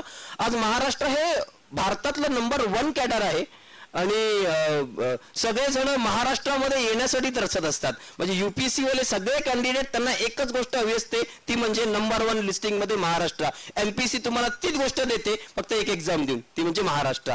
तर एमपीसी साठी सर्वात महत्वाचं की तुम्ही महाराष्ट्राच्या महाराष्ट्रामध्ये असतात, हे सर्वात महत्वाचं आहे. पोस्टिंग आहेत पहिली म्हटल्याप्रमाणे राज्यसेवा. राज्यसेवेमध्ये 19 पद असतात. सर्वात उच्च पद आहे डेप्युटी कलेक्टर. ठीक आहे, किंवा उपजिल्हाधिकारी. मग त्याच्यानंतर DYSP आहे किंवा सेल्स टॅक्स ऑफिसर आहे किंवा त्याच्यानंतर तहसीलदार आहे, नायब तहसीलदार आहे. जवळजवळ 19 पदं असतात आणि 19 पदांसाठी एकच एक्झाम असते आणि ती एक्झाम आता 7 एप्रिल आहे. एक्झामचा अनुभव करून बघा. जर तुम्ही प्रिपरेशनला जर लागणार असाल, सर्वात महत्वाचं जर तुम्ही एक वर्ष प्रिपरेशन लागलं, जनरल आहे 1 वर्ष प्रिपरेशनला लागतं, पण तुम्ही आता अभ्याससंघ सुरू कराल 1 वर्षांमध्ये तर होणार काय, तुम्ही एक्झाम बसणार कधी 2014 मध्ये फेब्रुवारीमध्ये डायरेक्ट अभ्यास करून डायरेक्टली एक्झामला जाऊन बसणार. तोपर्यंत तुम्हाला काहीच अनुभव नसणार. पेपरमध्ये काय चुका होतात, कुठे गडबडतो, वेळ कुठे जातो, काय काय चुका होतात, टाइम मॅनेजमेंट कसं करावं. तुमची ही 12 फेब्रुवारीची येणारी एक्झाम आहे, जे शेवटच्या वर्षाला आहेत त्यांनी ही जरूर बसा. ठीक आहे. 12 फेब्रुवारी ही त्याची ऍप्लिकेशन करण्याची डेट आहे, 12 फेब्रुवारी पर्यंत, आणि एक्झाम आहे ती 7 एप्रिलला आहे. बसून तर बघा. आणि एक लक्षात ठेवा, कॉन्फिडन्स ठेवायचा. फक्त मीच पास होणार, मीच उत्तर देतो तेच बरोबर आहे, हा जर कॉन्फिडन्स ठेवला ना तर बघा तुमचे बहुतेक उत्तर बरोबर येतात. भय असतं, म्हणजे आम्ही सुद्धा विद्यार्थ्याला सांगतो, माहित नसेल ना, जे मनात पहिले येईल ना, म्हणजे भय नाही करायचं, डोळे बंद करून नाही करायचं, तर जे माहिती जसं वाटतं मनामध्ये पहिलं उत्तर येतं ऍटलिस्ट ते टिक कर. 70% वेळेस ते उत्तर बरोबर असतं. ठीक आहे. त्यामुळे ही एक्झाम देताना सर्वात महत्वाचा कॉन्फिडन्स. अभ्यास किती अभ्यास केला, मी सुद्धा माझ्या स्टुडंटना तेच सांगतो, वर्षावर अभ्यास केला ना, शेवटचा 1 आठवडा अभ्यास काहीच करू नको. का होतं, माइंड ब्लॉक होतं. म्हणजे आपण TY किंवा SYचा अभ्यास सुरू कधी सुरू करतो, जनरल 90% स्टुडंट, आम्ही सुद्धा 1 आठवडा आधी, जनरल आहे 1 आठवडा आधी अभ्यास सुरू करतो. आणि प्रत्येक आठवड्यात जेव्हा अभ्यास, जसं उद्या पेपर आहे आणि आज त्याचा अभ्यास करायला बसलो, तेव्हा असं वाटतं हा अभ्यास जर वर्षभर केला असताना तर खरंच पहिला आलो असतो. पुढच्या वर्षीपासून हाच अभ्यास मी सुरू करणार, रोज करणार, आणि पुढच्या वर्षी परत आठवडाभराचं प्लॅनिंग येतं. इकडे काय आहे, प्रत्येक जणामध्ये ती क्वालिटी असते, पण आपण ती फक्त काय म्हणतात त्याला, एक्झामच्या शेवटी वापरतो. ही तुम्हाला इकडे फक्त वर्षभर वापरायची, एवढाच फरक आहे. जे आपण 7 दिवस अभ्यास करतो ना शेवटच्या परीक्षेच्या, तोच अभ्यास इकडे काय करायचा आहे, पहिले पूर्ण वर्षभर करायचा आहे. एमपीएससी किंवा युपीएससी सारखी सोपी एक्झाम नाही, जिला ग्लोरिफाईड क्लार्क एक्झाम म्हणतात. तिला फक्त ग्लोरिफिकेशन आलेलं आहे, पण आहे क्लार्कची एक्झामच. प्रश्न उत्तरं लिहायची आहे, काय तुम्हाला प्रश्न उत्तरं दिली आहेत ती लिहायची, टिकमार्क करायची आणि पास व्हायचं. एवढी सोपी एक्झाम तुम्हाला कोणी देतं का? ठीक आहे. आणि एवढ्या मोठ्या पदावर कोणी बसवतं का? कोणीच बसवत नाही. पूर्वी तुम्ही जर माझा विषय स्वतःचा हिस्ट्री आहे, त्यामुळे मला माहिती आहे की पूर्वी अनेक राजा होऊन गेले आणि सत्तेसाठी अनेक भांडणं झाली. म्हणजे अक्षरशः अशोकाचा पिरियड, मुघलचा पिरियड, सल्तनत पिरियड, इकडे एका राजाच्या सीटसाठी हजारो लोक नुसते लढाई मारायला तयार असायचे. इकडे तर वर्षाला 1000 सीट निघतात राजाच्या. एक कलेक्टर किंवा एमपीसी किंवा युपीच्या सीट आहे, ह्या राजाच्या सीट आहेत. तुम्हाला एक एक्झाम द्यायची आहे आणि तुम्हाला पास व्हायचंय, बस एवढंच करायचं. आणि वर्षभर व्यवस्थित अभ्यास. आमच्यामध्ये म्हटलं जातं 10 महिने 10 तास युपीएससी, 10 महिने 6 तास एमपीएससी. म्हणजे जनरल आहे तेवढा अभ्यास करा, कन्सिस्टंटली करा, तुम्हाला ते यश देणारच देणार. हा एक आहे, जोपर्यंत तुम्ही त्या लेवल पर्यंत पोहोचत नाहीत तोपर्यंत ती तुम्हाला एक्झाम कधी आतमध्ये घेत नाहीत. फॉर एक्झाम्पल एक कलेक्टर सकाळी उठल्यावर काय करत असेल, बाकी गोष्टी सोडून काय करत असेल, पेपर वाचत असेल का, माझ्या जिल्ह्यात काय चाललंय, माझ्या राज्यात काय चाललंय ते करत असेल. तुम्हाला सुद्धा तेच करायचं विद्यार्थी म्हणून. पहिल्यांदा उठल्यावरती सकाळचा पेपर, सरांनी ते सांगितलं हिंदू पेपर वाचा, मग बेस्ट पेपर कुठचा आहे त्याच्या राज्यात, म्हणजे जे कलेक्टर झाल्यानंतर करायचंय ते कलेक्टर होण्याच्या आधी करा. जे त्याच्या ॲबिलिटी आहेत त्या तुम्ही आधीच मिळवण्याचा प्रयत्न करा. लक्षात येते, कलेक्टर हा थिल्लर असेल तर तुम्ही थिल्लर राहू. म्हणजे लक्षात घ्या, युथकडे एवढी क्रांती म्हातारे करत नाहीत, क्रांती युथ करतात. आमची किसे पिकली आहेत, म्हणजे आम्ही क्रांती करू शकत नाही, क्रांती युथ करतो. जो नवीन जनरेशन आहे तीच, त्याच्यामध्येच एक आग असते, करून दाखवणार. ठीक आहे, शिवसेनेचं वाक्य करून दाखवलं, तसं करून दाखवणार. तर युथच करू शकतो, म्हातारे लोक क्रांती करू शकत नाही. आणि प्रत्येकाला कधी ना कधी स्वतःला प्रूव्ह करावंच लागतं. तुमच्यापैकी प्रत्येकाला आयुष्यात कधी ना कधी प्रूव्ह करावं लागणार. माझं नाव अजय, माझं नाव अजित आहे, माझं नाव संजय. मला आयुष्यात कधी ना कधी स्वतःला प्रूव्ह करून दाखवणार, आणि प्रूव्ह करणारी एक्झाम आहे. जेवढा राग आहे, जेवढं काही आहे ते एक्झामवर काढा ना. तुम्हाला सर्वात उच्च पदावरती बसवेल, जेवढा राग येतो तेवढा जास्त अभ्यास करायचा.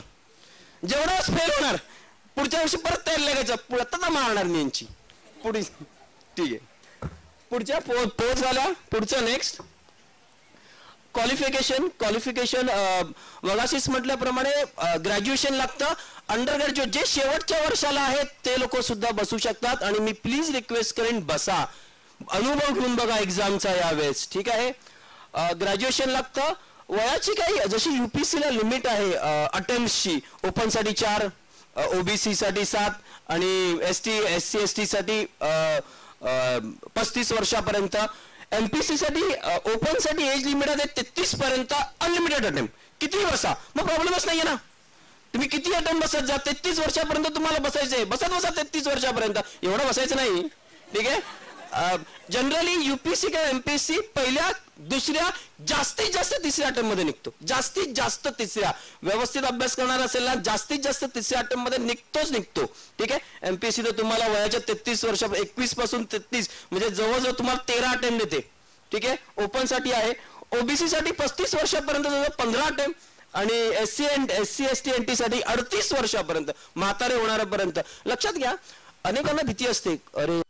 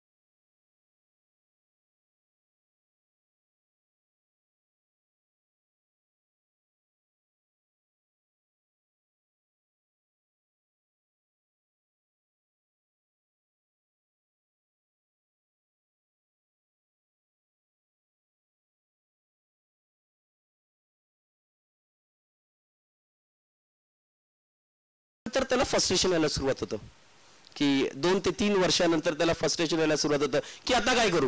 ठीक आहे, कारण आपल्याकडे महाराष्ट्रीयन फॅमिली जनरली नोकरी कर रे बाबा, कधी लागणार नोकरीला, कमवणार, हे बेसिक प्रॉब्लेम आहेत. ठीक आहे, आणि मी म्हणेन की मग असं करताना तुम्ही तुम्हाला आजही अभ्यास तोच करायचा आहे, तुम्हाला ग्रॅज्युएशन नंतरही अभ्यास तोच करायचा आहे, आजही तुम्हाला तोच अभ्यास करायचा आहे, याच्यानंतर येणाऱ्या 10 वर्षानंतर सुद्धा तोच अभ्यास करायचा आहे. कारण हिस्ट्री, जॉग्रफी, पॉलिटी, इकॉनॉमिक्स हे कधीच चेंज होत नाही. तर तुम्ही तेव्हा अभ्यास करण्यापेक्षा किंवा 2 वर्ष अभ्यास करण्यापेक्षा आताच करा. अभ्यास म्हणून न करता मजा म्हणून करा. करायचं का, रोजचा पेपर वाचायचा आहे, रोजच्या न्यूज बघायच्या आणि जे विषय आहेत त्याची पुस्तकं वेबसाईट दिली आहेत ती हळू वाचायला सुरुवात तर करा. ठीक आहे, हिस्ट्री आहे, geography general, Maharashtra, India, world याचं जॉग्रफी आहे. महाराष्ट्रीय नद्या कुठच्या आहेत, सर्वात मोठा पर्वत कुठचा आहे, सर्वात मोठी नदी कुठची, कुठचा मोठा सर्वात भारतातला सर्वात मोठा पर्वत कुठचा आहे, नाही, माउंट एव्हरेस्ट नेपाळमध्ये, K2 गॉडविन ऑस्टिन कुठे आहे, कुठे, जम्मू काश्मीर मध्ये आहे तो. ठीक आहे, जम्मू काश्मीर मध्ये आहे. भारतातला सर्वात उंच पर्वत K2 आहे. आपल्याला लगेच माउंट एव्हरेस्ट वाटून माउंट एव्हरेस्ट नेपाळमध्ये आहे. तर त्याच्या फिजिकल हे काय कुठे आहे, नदी सर्वात मोठी नदी कुठची आहे भारतातली, गंगा ही सर्वात मोठी नदी आहे, जनरल आहे. म्हणजे अशा प्रकारचे प्रश्न याच्यामध्ये विचारले जातात. आता थोडं इंडीप विचारलं जातं पण हे जनरल आहे. पॉलिटी आहे, कॉन्स्टिट्यूशन आहे. कॉन्स्टिट्यूशन आत्ता 26 जानेवारी साजरा झाला. ठीक आहे, 26 जानेवारी कशाला साजरा करतात, काय गणतंत्र दिवस म्हणजे काय, स्वातंत्र्य मिळालं आपल्याला, काय झालं 26 जानेवारीला, एक कोणतरी सांगेल मला काय झालं 26 जानेवारीला, राज्यघटना एक्सेप्ट करण्यात आली. 26 जानेवारी 1950 रोजी आपली राज्यघटना एक्सेप्ट करण्यात आली. आपण जे चालतो आहोत, स्वातंत्र्य 15 ऑगस्टला मिळालेलं आहे 1947, आणि आपण जी घटना एक्सेप्ट केली, आपण ज्या घटनेनुसार चालतो आहोत, जे आपलं राज्य चालतं आहे, जे आपलं प्रेसिडेंट किंवा IAS IPS ला जे पॉवर प्राप्त आहेत ते राज्यघटनेप्रमाणे प्राप्त आहेत. त्या राज्यघटनेचा अभ्यास करायचा आहे.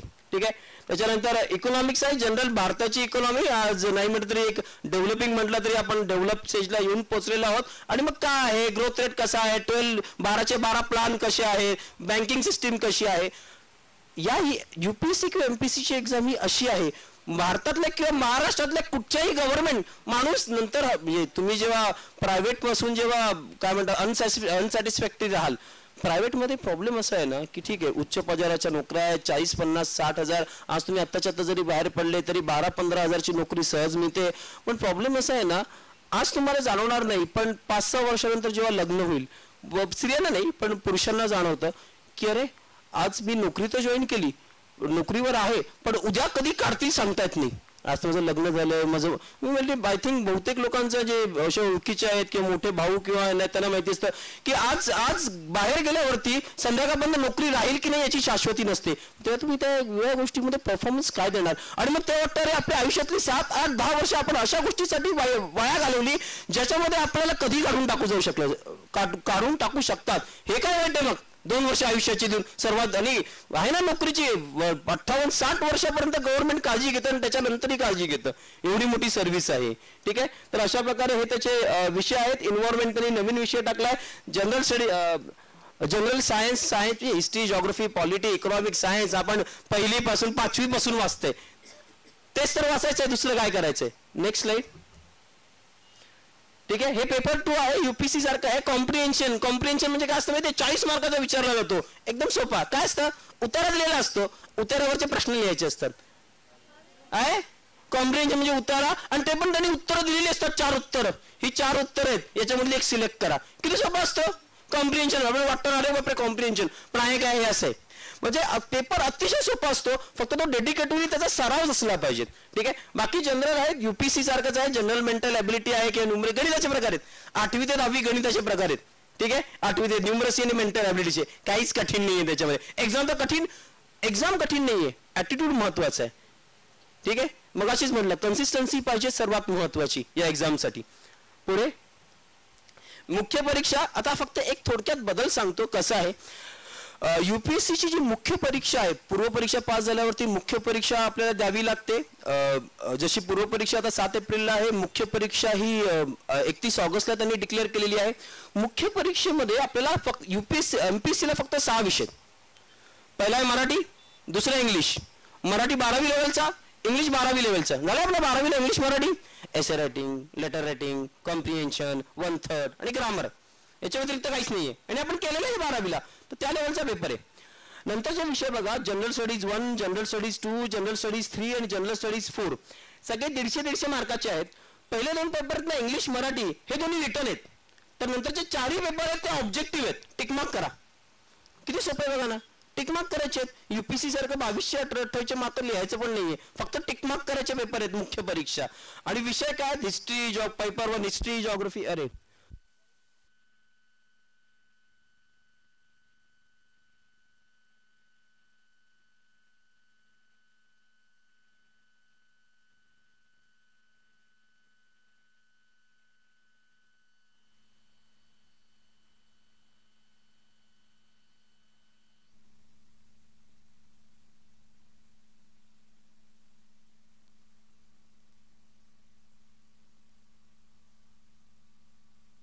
यूपीएससी का भी वैसा ही है, एमपीएससी का भी वैसा है. एमपीएससी में तुम्हाला एक लॉगिन तयार करायला लागतं पहिलं जाऊन. एमपीएससीच्या इथे एक नोंदणी म्हणून एक हे आहे ऑप्शन. तुम्ही तुमचं नाव एकदा रजिस्टर केलं की तुमचं एक लॉगिन तयार होतो. तो लॉगिन तुम्हाला कायम प्रत्येक एक्झामच्या वेळेला उपयोगी पडणार. मग प्रत्येक वेळेला तुम्हाला परत तुमची माहिती भरायची गरज नाही लागत. म्हणजे फक्त जी परीक्षा आहे ना त्याचा फक्त तुम्हाला अप्लाय करायचं आहे. आता युपीएससी मध्ये मुलींसाठी चांगलं आहे की मुलींसाठी ही फी माफ आहे. 50 रुपये एक्झामची फी आहे. म्हणजे डॉमिनोजच्या पिझ्झापेक्षा सुद्धा स्वस्त. डॉमिनोजचा मला वाटतं मिनी पिझ्झा 50 रुपयाच्या, पण मला वाटतं 35 रुपयाला येतो. 45 ला येतो. आणि युपीएससीची परीक्षा 50 रुपयात येते. मुलींसाठी फी माफ आहे. नंतर SC/ST कॅन्डिडेट जिकडे इथे बसलेले असतील त्यांना फी नाही आहे. फक्त ओपन कास्ट आणि ओबीसीना 50 रुपये तुम्हाला. ओके, तर ही एक तुमच्याकडे एक गोल्डन अपॉर्च्युनिटी आहे. मग अशी सर म्हणाले की जे आता यावर्षी ग्रॅज्युएशनला त्यांनी तुम्ही अटेम्प्ट द्या. तर एमपीएससी साठी मुद्दा दर नक्की बसा. जे आता यावर्षी टीवायला आहेत तुम्ही अपियर करा आणि एक अनुभव घ्या ही परीक्षा कशी आहे. पण ते स्टुडंट ओपन कास्ट आहेत आणि ज्यांना युपीएससी द्यायची आहे, IAS व्हायचं आहे, त्यांनी या वर्षीचा अटेम्प्ट मी सांगेन की देऊ नका. कारण इथे ओपन कास्ट मध्ये आपल्याला 4च अटेम्प्ट आहेत आणि एक प्रत्येक अटेम्प्ट म्हणजे golden opportunity for you. Okay, तर जे ओपन कास्ट मुलं त्यांनी एक एक अटेम्प्ट हा एक कसा आपला जो बाण असतो ना भात्यातला तसा तुम्हाला तो वापरायचा आहे. त्यामुळे जे ओपन कास्ट स्टुडंट त्यांनी प्रॉपर एक वर्षभर अभ्यास करा. कारण परीक्षेचा असेल 1 महिन्यात 2 महिन्यात ही तयारी होणारी नाहीये. एमपीएससी सुद्धा सर मला तसं की 1 वर्षभर लागणार आहे परीक्षेला. पण एमपीएससी तुम्ही बसू शकता कारण एमपीएससीनी कुठलाही अटेम्प्टचं लिमिट ठेवलेलं नाही. पण युपीएससी यस, तुमचा एक एक अटेम्प्ट फार इम्पॉर्टंट आहे. त्यामुळे जे ग्रॅज्युएट आता यावर्षी ग्रॅज्युएशनला त्यांनी यावर्षी फक्त लक्ष ठेवा, अभ्यास चालू करा आणि पुढच्या वर्षीचा जो अटेम्प्ट आहे 19 मेचा तो तुम्ही स्ट्रॉंगली द्या. Okay, next.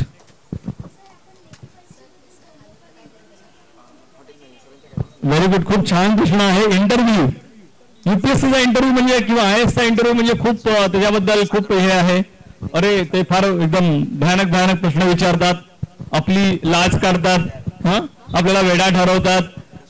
तुम्ही ते जिना चढून वर गेल्यानंतर जिन्याच्या पायऱ्या किती होत्या, तुम्ही आता चढून आलात त्याच्या, असले फालतू प्रश्न युपीएससी विचारत नाही. जिन्याच्या पायऱ्या किती होत्या, जिन्याला रंग कुठला मारला होता, तुम्ही बसलाय तुमच्या मागच्या भिंतीचा रंग कुठला आहे, असले फालतू प्रश्न युपीएससी तुम्हाला विचारत नाही. युपीएससीचा जो इंटरव्ह्यू आहे हा पूर्ण बायोडेटावरती चालतो मुलांना. तुम्ही जेव्हा प्रिलिम एक्झाम पास होता आणि जेव्हा मुख्य परीक्षेचा जेव्हा फॉर्म भरता तेव्हा तुमचा अख्खा युपीएससी बायोडेटा लिहून घेते. का तर तो इंटरव्ह्यू साठी असतो. तुमचं नाव, तुमचं जन्मतारीख, तुमचं ग्रॅज्युएशन, तुमचं मास्टर्स, तुमची हॉबी. युपीएससीचा एक प्रश्न हॉबी ठरलेला आहे. हॉबी, तुमची हॉबी काय आहे. बेसिकली युपीएससी आणि एमपीएससीचा इंटरव्ह्यू आहे म्हणजे पर्सनॅलिटी टेस्ट. त्यांनी म्हटलेलं आहे पर्सनॅलिटी टेस्ट म्हणजे तुम्ही जे आहात आणि तुमचा जो बायोडेटा आहे आणि तुम्ही हे कुठे मॅच होतंय का पाहिलं जातं. तर तुम्हाला आवड आहे, मला खूप किल्ले आवडतात महाराष्ट्रातले, भारतातले, आणि तुम्ही कुठल्या एखाद्या किल्ल्याला व्हिजिट केली नाही, त्या एखाद्या किल्ल्यातली एखादी घटना विचारली इतिहासामध्ये जाऊन की रायगडचा किल्ल्याचा तुम्हाला जर इतिहास सांगता नाही आला तर म्हणजे याचा अर्थ तुमची ती हॉबी आहे पण तुम्हाला त्याबद्दल काहीच माहित नाहीये. म्हणजे तुमची एक पर्सनॅलिटी बघितली जाते. ओके, तुम्हाला स्टॅम्प कलेक्शनचं जर आवड आहे तर तुम्हाला त्यातली सगळं नॉलेज माहिती पाहिजे. तुमचं जर ग्रॅज्युएशन कॉमर्समध्ये झालं तुम्हाला कॉमर्समधल्या सगळ्या गोष्टी माहिती पाहिजे. इंडियाचं इम्पोर्ट एक्सपोर्ट्स, भारताचं जगाचं काय चाललेलं आहे हे तुम्हाला माहिती असायला पाहिजे. तुमचा केमिस्ट्री विषय, तुम्हाला केमिस्ट्री विषयामधली माहिती असायला पाहिजे तुम्ही जर त्यात BSc किंवा MSc झालेला आहे तर. ओके, तुमचे वडील जर समजा रेल्वेमध्ये कामाला आहेत तर तुम्हाला एक रेल्वेवरचा प्रश्न विचारणार, बरोबर. तर अशा टाईपचा तुमचा एक इंटरव्ह्यू चालतो, तो पूर्णपणे तुमच्या बायोडेटावरती चालतो. 4 जणांचा पॅनल असतं युपीएससी मध्ये. ओके.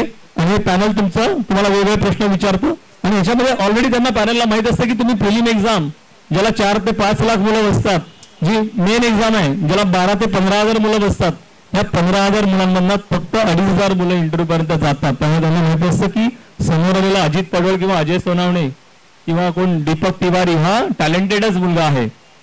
ऑलरेडी त्याचं नॉलेज चेक करून झालेलं असतं. फक्त तुमचं एक पर्सनॅलिटी चेक करण्याचं एक त्यांचं प्रयत्न असतो. ज्यात तुम्हाला एक 100 पासून ते 220-240 पर्यंत मार्क्स मिळतात युपीएससी मध्ये. ओके. एमपीएससीचा इंटरव्ह्यू 100 मार्काचा आहे, तर तुम्हाला त्याप्रमाणे त्याचा इंटरव्ह्यू मिळेल. इथे युपीएससीचा इंटरव्ह्यू 300 मार्काचा आहे, तर 210-220 मार्क्स मिळतात. 200 मार्क्स मिळाले लगेच तुमचा रँक पहिल्या 100-200 मध्ये येतो. तुम्हाला इंटरव्ह्यूला कमी मिळाले, 100 मार्क मिळाले, तर तुमचा मेन एक्झामचा जो स्कोर आहे तो इम्पॉर्टंट आहे. मग मेन एक्झाम तुम्हाला साधारण 1000 ते 1100 मार्क्स मिळाले पाहिजे. म्हणून तुम्हाला मी सांगितलं की भारतात पहिल्या मुलीचा स्कोर काय तर 1450 किंवा साधारण रफली 1350 हा एवढा स्कोर असतो. आपल्याला इंटरव्ह्यूला 150 मिळत, आपल्याला मेन एक्झामला 1200 मार्क्स मिळाले पाहिजे. मेन एक्झाम तुमच्या हातातली आहे. जसं एमपीएससी मध्ये 800 मार्काचा सरांनी मिळालं तसं तर मेन एक्झाम तुमच्या हातात आहे. तुम्ही जेवढं चांगले पेपर लिहिणार तेवढे तुम्हाला चांगले मार्क्स मिळणार. इंटरव्ह्यू तुमच्या हातात नसतो, त्या दिवशीचं त्या मिनिटाचं नशीब असतो. कधी कधी एकदम चांगला इंटरव्ह्यू होतो, आपल्याला जे प्रश्न विचारतात त्याची आपली उत्तरं आपण देतो, पॅनलला ती आवडतात. ओके. कधी कधी पॅनलला आपला स्वभाव आवडत नाही किंवा आपल्या उत्तरांनी ते सॅटिस्फाईड नाही होत, कारण इंटरव्ह्यू आपल्या हातात नसतो. इंटरव्ह्यू जे आहेत ते टेक्निक्स आहेत, आम्ही ते शिकवतो की प्रत्येक इंटरव्ह्यू कसं जायचं, प्रत्येक प्रश्नाचं उत्तर तुम्ही कसं बॅलन्स द्यायचं. ओके. माझा स्टुडंट आहे विनोद कावळे, त्याला तेव्हा राज ठाकरेचं आंदोलन चालू होतं उत्तर भारतीयांच्या विरोधात, तर तेव्हा त्याला विचारलं तर राज ठाकरे करतोय हे बरोबर आहे का, सगळ्या उत्तर भारतीयांना हाकलून दिलं पाहिजे का मुंबईतनं. तर त्याला जो विनोद बोलायचा हा हाकलून द्यायला पाहिजे, सगळ्या भैया लोकांनी ते वाट लावली मुंबईची. काय आलं असतं, घरी गेला असता कुर्ल्याला पळत, आता चंदीगडमध्ये IAS ऑफिसर नसता. मग त्यांनी त्या कॉन्स्टिट्यूशन मध्ये कसं आहे की भारताचं तुम्ही एकदा राज्यघटना जर स्वीकारलेली आहे तर मी कुठेही भारतामध्ये फिरू शकतो, कुठेही नोकरी करू शकतो, हा मला अधिकार दिलेला आहे घटनेने. जसं आता म्हणाले की आपण जी घटना आपण स्वीकारली तर त्याचं बॅलन्स उत्तर दिलं पाहिजे. पण मग काय तर यस मायग्रेशनचा प्रॉब्लेम होतो आहे, त्यामुळे क्राईम वाढतंय. ओके. तर त्यामुळे ज्या राज्यांमधनं जे परप्रांती येतात तर तिथे उद्योगधंद्यांची निर्मिती झाली पाहिजे. UP बिहारमध्ये आज ते काय येतात, त्यांना काय आवड होते, आवड आहे म्हणून येतात इकडे. कोणाचं आपल्याला शहर आवडेल, आपल्याला विरा सोडून जायला आवडेल, मुंबई सोडून जायला नाही आवडणार, आपलं कोकण सोडून जायला नाही आवडणार, कोणालाच आवडत नसतं. प्रत्येक जण आपल्या पोटा पाण्यासाठी शोधत असतो. मुंबईमध्ये अपॉर्च्युनिटी आहे त्यामुळे प्रत्येक जण येतो, पण इथे प्रत्येकाला इथे नोकरी मिळते, पण इथे इंडस्ट्री आहे, इथे बिझनेस आहे, सगळंच आहे. पण आज अनेक अशी राज्य आहेत भारतातली की जिथे अजून डेव्हलपमेंट नाहीये, विकास नाहीये, इंडस्ट्री नाहीये. अशा प्रकारे तुम्ही तुमचा मुद्दा तिकडे समजावून सांगता आला पाहिजे तुम्हाला. या मायग्रेशन हे थांबवलं पाहिजे. आज हे सगळीकडेच होत आहे, आज आसाममध्ये होत आहे, आज पश्चिम बंगालमध्ये होत आहे मायग्रेशनचा प्रॉब्लेम. अख्ख्या आता ऑस्ट्रेलियामध्ये होत आहे, अमेरिकेत होत आहे. अमेरिकेतला पण इंडियन लोकांना आता सांगता येतं जा तुम्ही इकडे, आता आमच्या नोकऱ्या जात आहेत. हा जागतिक प्रॉब्लेम आहे. तर अशा लेवलला तुम्ही तो नेला पाहिजे तुमचा इंटरव्ह्यू. तर प्रत्येक आन्सर कसं टॅकल करायचं हे तुम्ही तुमच्यावरती आहे.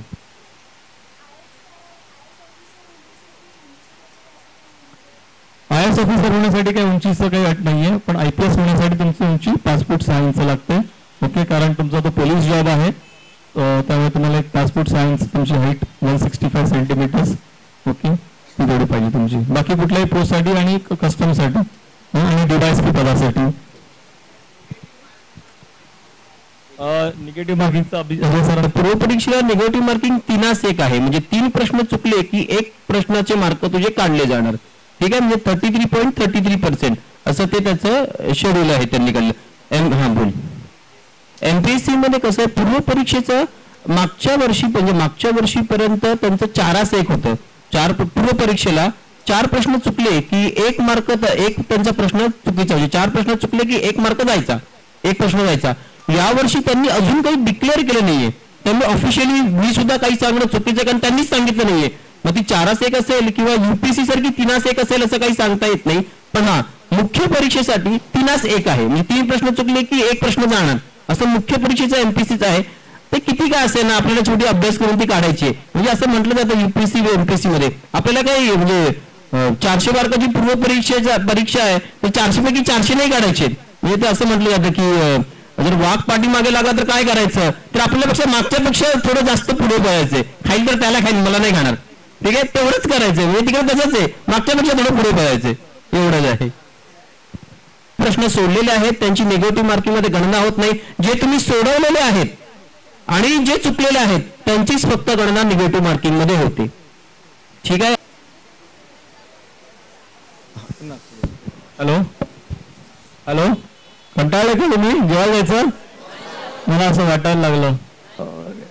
SC ST कसं आहे की ते 50% रिझर्वेशन आहे, 50% ओपन कास्टसाठी. जसं आपलं कॉलेजचं ऍडमिशन 50% ओपन असतं. समजा 500 जागा असतील तर 250 जागा ओपनच्या आणि 50% 250 जागा या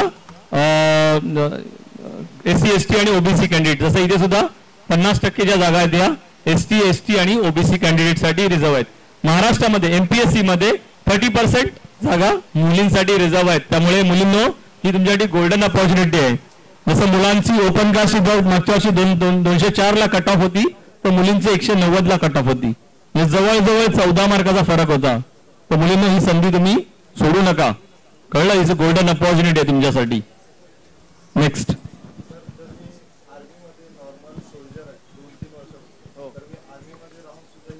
हो हो हो, तुम्ही देऊ शकता. आणि आर्मीमध्ये तुमचं जर 5 वर्ष सर्व्हिस झालं असेल तर तुम्हाला इथे एज रिलॅक्सेशन सुद्धा मिळतं आणि अटेम्प्ट मध्ये सुद्धा रिलॅक्सेशन मिळतं. त्यामुळे आर्मी मधले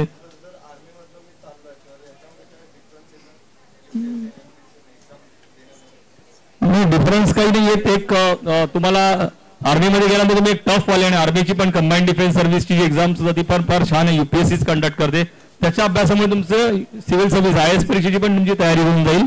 आणि एक इंटरव्ह्यू तुम्हाला एक बेनिफिट मिळेल की ऑलरेडी तुम्ही एक सैन्यामध्ये आहात आणि त्याचा एक तुम्हाला एक सॉफ्ट कॉर्नर तुम्हाला इंटरव्ह्यूला मिळू शकतो. तो प्रिलिम मेन एक्झाम पर्यंत तुम्हाला काय तुमचं बेनिफिट नाही मिळणार. एक तुम्हाला 5 वर्ष सर्व्हिस झाली असेल तर तुम्हाला एज रिलॅक्सेशन आणि अटेम्प्ट मिळतील आणि इंटरव्ह्यूला तुम्हाला बेनिफिट मिळेल तो. ओके.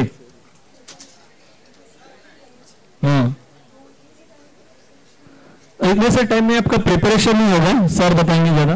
हे जे सांगतो ते प्रिपरेशन साठी नाही सांगतोय, अनुभवासाठी सांगतोय. कारण 2 महिन्यात प्रिपरेशन होणार नाही. एका नॉर्मल स्टुडंटला प्रिपेअर करायला कोणाच्या गायडन्स अंडर 8 महिने लागतात. ठीक आहे, 2 महिन्यात हे प्रिपरेशन नाहीये. सर्दी जुकाम झाला, गोळी घेतली, संपलं, तशी ती एक्झाम नाहीये. जनरल 1 वर्ष लागतं. ही एक्झाम का द्यावी? कारण तुम्हाला एकतर अटेम्प्टचं हे नाहीये. तुम्ही MPSC मध्ये किती अटेम्प्ट देऊ शकतात, त्यामुळे अनुभव सर्वात महत्वाचा आहे. काय चुकतं त्या एक्झाम मध्ये? कारण तुम्ही 1 वर्ष अभ्यास करणार आणि डायरेक्ट एकच फायनल एक्झाम पूर्व परीक्षेला जाणार, त्यावेळेस काय गडबड होते तुम्हाला माहितीच नसणार. त्याचा अनुभव असला पाहिजे. आणि एप्रिल पासून जून पर्यंत 4 एक्झाम आहेत. 4 अनुभव तुमच्याकडे आहेत. असं नाहीये, मी असं म्हणत नाही की 2 महिन्यामध्ये काढता येत नाही. 2 महिन्यामध्ये सुद्धा एक्झाम काढता येते. पण मी काय म्हटलं, एका जनरल स्टुडंटला तयार करायला 8 महिने लागतात. मग प्रत्येकाची IQ लेवल, बसण्याची ताकद कोणाची 2 तास असते, कोणाची 18 तास असते. तर त्यात व्यक्ती परत ते डिफरंट आहे. पण एक नॉर्मल स्टुडंटला, ज्याला नॉर्मल म्हणजे कोण, ज्याला 40, 45, 50% पर्यंत येतात, तो म्हणजे एक ऍव्हरेज स्टुडंट असतो, त्याला त्याचं म्हणतो एक 8 महिने, त्याला सुद्धा फक्त 8 महिने लागतात, पण कंटिन्युअस लागतो. हा, IPS बनण्यासाठी हाईट लागते. ओके. आणि बाकी जसं चेस्ट वगैरे नॉर्मल जे स्टँडर्ड असतात तसे, बाकी काही लागत नाही. बेसिकली तुमचं नॉलेज लागतं, बस, बाकी काही नाही. आता पर्सनॅलिटी म्हणजे काय? तुम्ही दिसणं नाही तुमचं बघितलं जात, तुम्ही वागतात कसे, तुम्ही बसतात कसे. तसं इंटरव्ह्यूला एक हे आहे की इंटरव्ह्यू घ्यायला ते पॅनल बसतात तेव्हा असं बसायचं नाही, असं बसायचं नाही, ते एक स्ट्रेट असतं, असंच बसायचं. आणि त्याच्यामध्ये एखादी हॅबिट एखाद्या माणसाला ग्रॅप करायला ऍटलीस्ट 21 दिवस लागतात. तुम्हाला ती बसण्याची हॅबिट ग्रॅप करण्यासाठी 21 दिवस लागतात. नाही तुम्ही म्हणून मी इंटरव्ह्यूला जाणार आणि असं बसणार, तुम्ही बसतात तर घरी असे, पण नंतर थोड्या वेळाने त्याचे प्रश्न येत जातात, तसं काय असे होत राहतात, मग समजतं अरे ऍक्टिंग करतोय. म्हणजे ती हॅबिट यायला सुद्धा तुम्हाला 1 महिना लागतो. मग जे तुम्हाला नंतर करायचंय ते तुम्ही आतापासूनच करा, असं बसायला सुरुवात करा. म्हणजे नुसतं बसणं नाही, पण बाकीच्या गोष्टी. बोला. UPSCची एक सेपरेट एक्झाम होते आणि त्याला डायरेक्ट मेन एक्झाम आणि इंटरव्ह्यू आहे. ते साधारण माझ्या अंदाजे जून का जुलैमध्ये त्याची एक्झाम डिक्लेअर होती आणि त्याचं बेसिकली तुमचं 800 मार्क्सचं तुमचं इकॉनॉमिक्सचा तुमचा सिलेबस असतो आणि 200 मार्क्सचा तुमचा जीएसचा असतो आणि साधारण 30 ते 40 पोस्ट असतात दरवर्षी. जर तुम्हाला जंगलात जाऊन बसा तुम्ही बसा जर तुम्हाला जंगलात जाऊन जर शेळी पकडायची आहे तर वाघाच्या तयारीने गेलं पाहिजे. जर शेळी पकडताना शेळीच्या तयारीने गेलं तर मे बी उंदीर पण देणार नाही. म्हणजे आम्ही जेव्हा राज्यसेवेची तयारी करून घेतो तर ऍक्च्युली तेव्हा युपीएससीची तयारी करून घेतो. जेव्हा ती राज्यसेवेची युपीएससीची तयारी करतो तेव्हा तो मुलगा राज्यसेवेची एक्झाम करतो. पण परीक्षेमध्ये वेगळं असं काहीच नाही. जेव्हा तो राज्यसेवेची तयारी करतो तेव्हा तो PSI एक्झाम करतो. म्हणजे लेवल ही नेहमी एक स्टेप अहेड ठेवावी असं माझं म्हणणं आहे. मग अभ्यासक्रम विच इज व्हेरी कॉमन. म्हणजे इकॉनॉमिक्समध्ये जर राज्यसेवेला 8 चॅप्टर असतील तर PSI ला फक्त एकच आहे 5 year प्लॅनिंग. त्यामुळे त्याचं म्हणजे कसं माहितीये का तुम्ही तर फक्त PSI कडे बघताय पण तुम्ही STI पास झालं तर काय कराल त्याचा मेन्स थोडासा वेगळा आहे. मग तेव्हा काय कराल पण एक अशी एक्झाम हातात ठेवावी म्हणजे UPSC किंवा MPSCची राज्यसेवा जी दिल्यावरती तुम्हाला सगळ्या एक्झाम देता येतील. मग तुम्ही सिडकोची द्या तुम्ही कुठची पोस्टल द्या तुम्ही महाराष्ट्र गव्हर्नमेंट तर्फे किंवा केंद्र सरकारतर्फे ज्या काही एक्झाम होतात त्या सगळ्या बसू शकतात बँकिंग पासून सगळ्या हा अभ्यास केल्यावरती असं आहे. प्रेसिडेंट बनने के लिए तेरे को IAS करने की जरूरत क्या है. उसका सिर्फ लिमिट है वो भारत का नागरिक होना चाहिए एज 35 के ऊपर होना चाहिए और तुम्हें लोकसभा राज्यसभा में 100 मेंबर का सपोर्ट होना चाहिए प्रेसिडेंट के लिए. प्रेसिडेंट और IAS का connection this is illogical question. Hello विद्यार्थ्यांना मगाशी सगळं म्हणाला की एक स्टॅबिलिटी आहे या कॅडरमध्ये. तुम्ही जर तुम्हाला जर निवडून यायचं तर तुम्हाला एकतर पॉलिटिकल पार्टीमध्ये तुम्हाला हळूहळू नगरसेवक किंवा तुम्हाला एक नेता व्हायला पाहिजे. नंतर तुम्हाला प्रत्येक वेळेला तुम्हाला लोकांच्या समोर जायचं दर 5 वर्षांनी की मला वोट द्या माझ्या पार्टीला वोट द्या मला वोट द्या. ओके इथेही अशी सर्व्हिस आहे UPSC MPSC की एकदा तुम्ही सिलेक्ट झालात तर प्रेसिडेंट ऑफ इंडियाशिवाय तुम्हाला कोण काढू शकत नाही. इकडे राष्ट्रपतीची सही लागते काढायला कळलं. त्यामुळे ही अशी सर्व्हिस आहे. आणि तुम्ही इथे एकदा झाल्यानंतर सुद्धा बरेच आपले राजकारणी आहेत यशवंत सिन्हा आहेत बरेच असे आहेत की जे नंतर राजकारणात आलेले आहेत. एक चांगला IAS IPS ऑफिसर काम केल्यानंतर अनेक असे हे आहेत. आता शशी थरूर जे आहेत आपले मिनिस्टर ते IFS ऑफिसर होते. ओके किंवा आपले मनमोहन सिंग आहेत हे इंडियन इकॉनॉमिक सर्व्हिसमध्ये होते. तर एक 15-20 वर्ष कार्यकाळात तुम्ही सुद्धा राजकारणामध्ये जाऊन तुम्ही सुद्धा मंत्री होऊ शकता प्राईम मिनिस्टर होऊ शकता. आणि जसं म्हणत की तुम्हाला जर एवढ्या खासदारांचा पाठिंबा तुम्ही प्रेसिडेंट ऑफ इंडिया सुद्धा होऊ शकता. त्यामुळे एकच लास्ट आता मी समारोप करताना की स्टीव्ह जॉब जसं आपण मोबाईल वापरतोय ऍपल आयफोन तो काय म्हणतो बिग थिंक मोठा विचार करा. No aim is a crime मित्रांनो. तर त्यामुळे मोठा विचार करा. मी IAS IPS बनणार मी डेप्युटी कलेक्टर DYSP बनणार असं हा विचार घेऊनच आम्ही आम्ही आणलं तेव्हा. ओके या इकडनं तुम्ही हा कायम जेव्हा संपेल तरी तुम्ही ठरवूनच बाहेर पडा की मी आता होणार तर IAS IPS आता डेप्युटी कलेक्टर DYSP मागे काय खालचं काय होणारच नाही. नुसतं ते क्लर्क छोटी स्वप्न बघू नका मोठी स्वप्न बघा. जेव्हा तुम्ही मोठी स्वप्न बघाल दुसरे म्हणाल की तुम्ही जर शेळीच्या शिकारीला तर तुम्हाला उंदीर सापडेल कळलं तो वाघाच्या शिकारीला निघा. Okay all the best.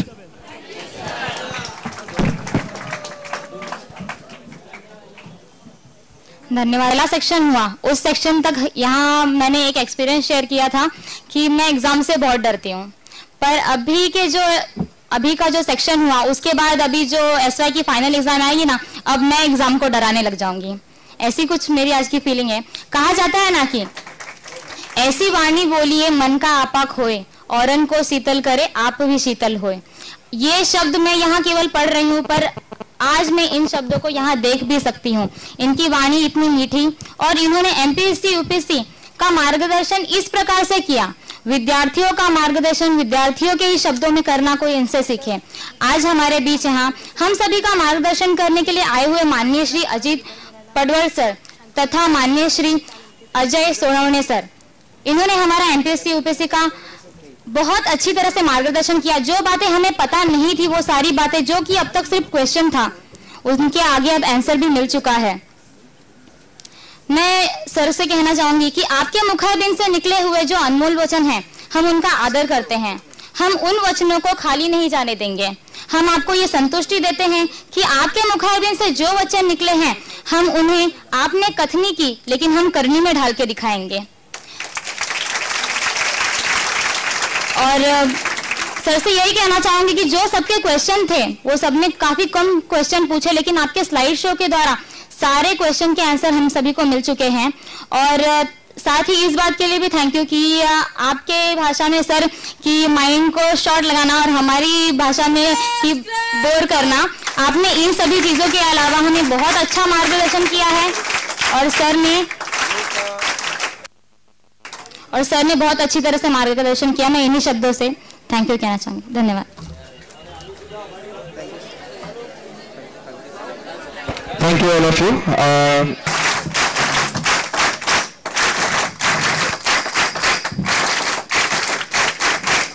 Okay, thank you all of you. Thank you. Just Rida, पुढच्या instruction में 2 मिनिटात तुम्ही. Hello. Hello.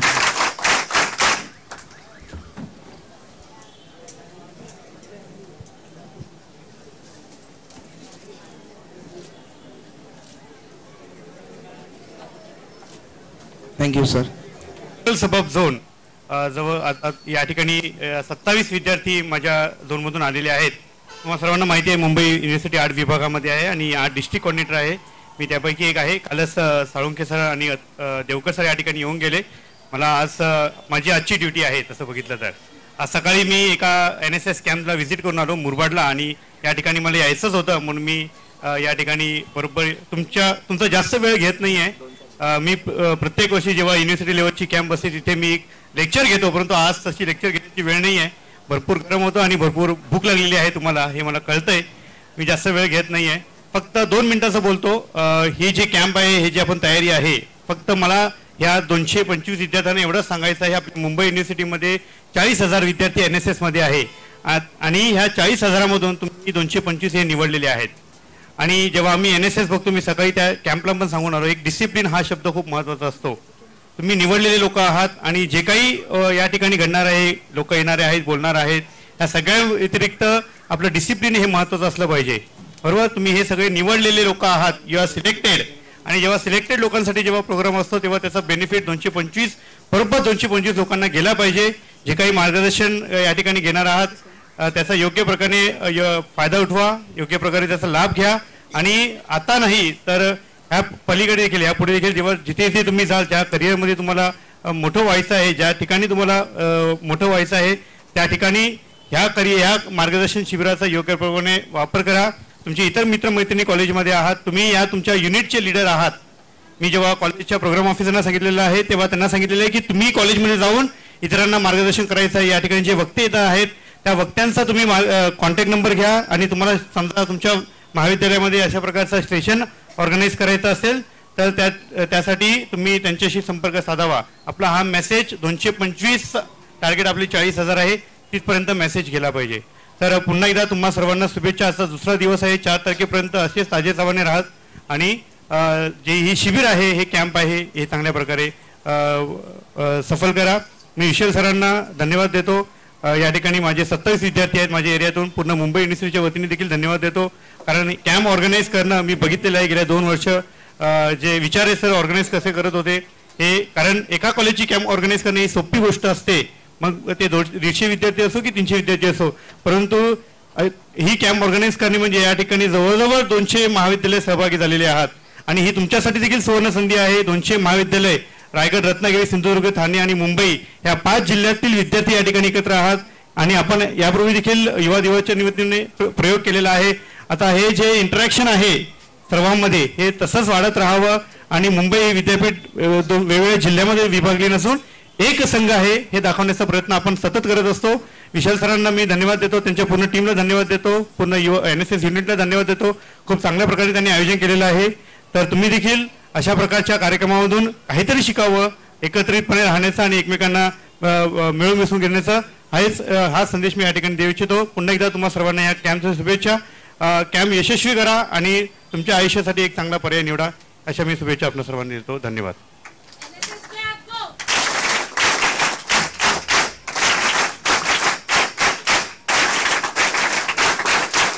इम्पॅक्ट पडला सर.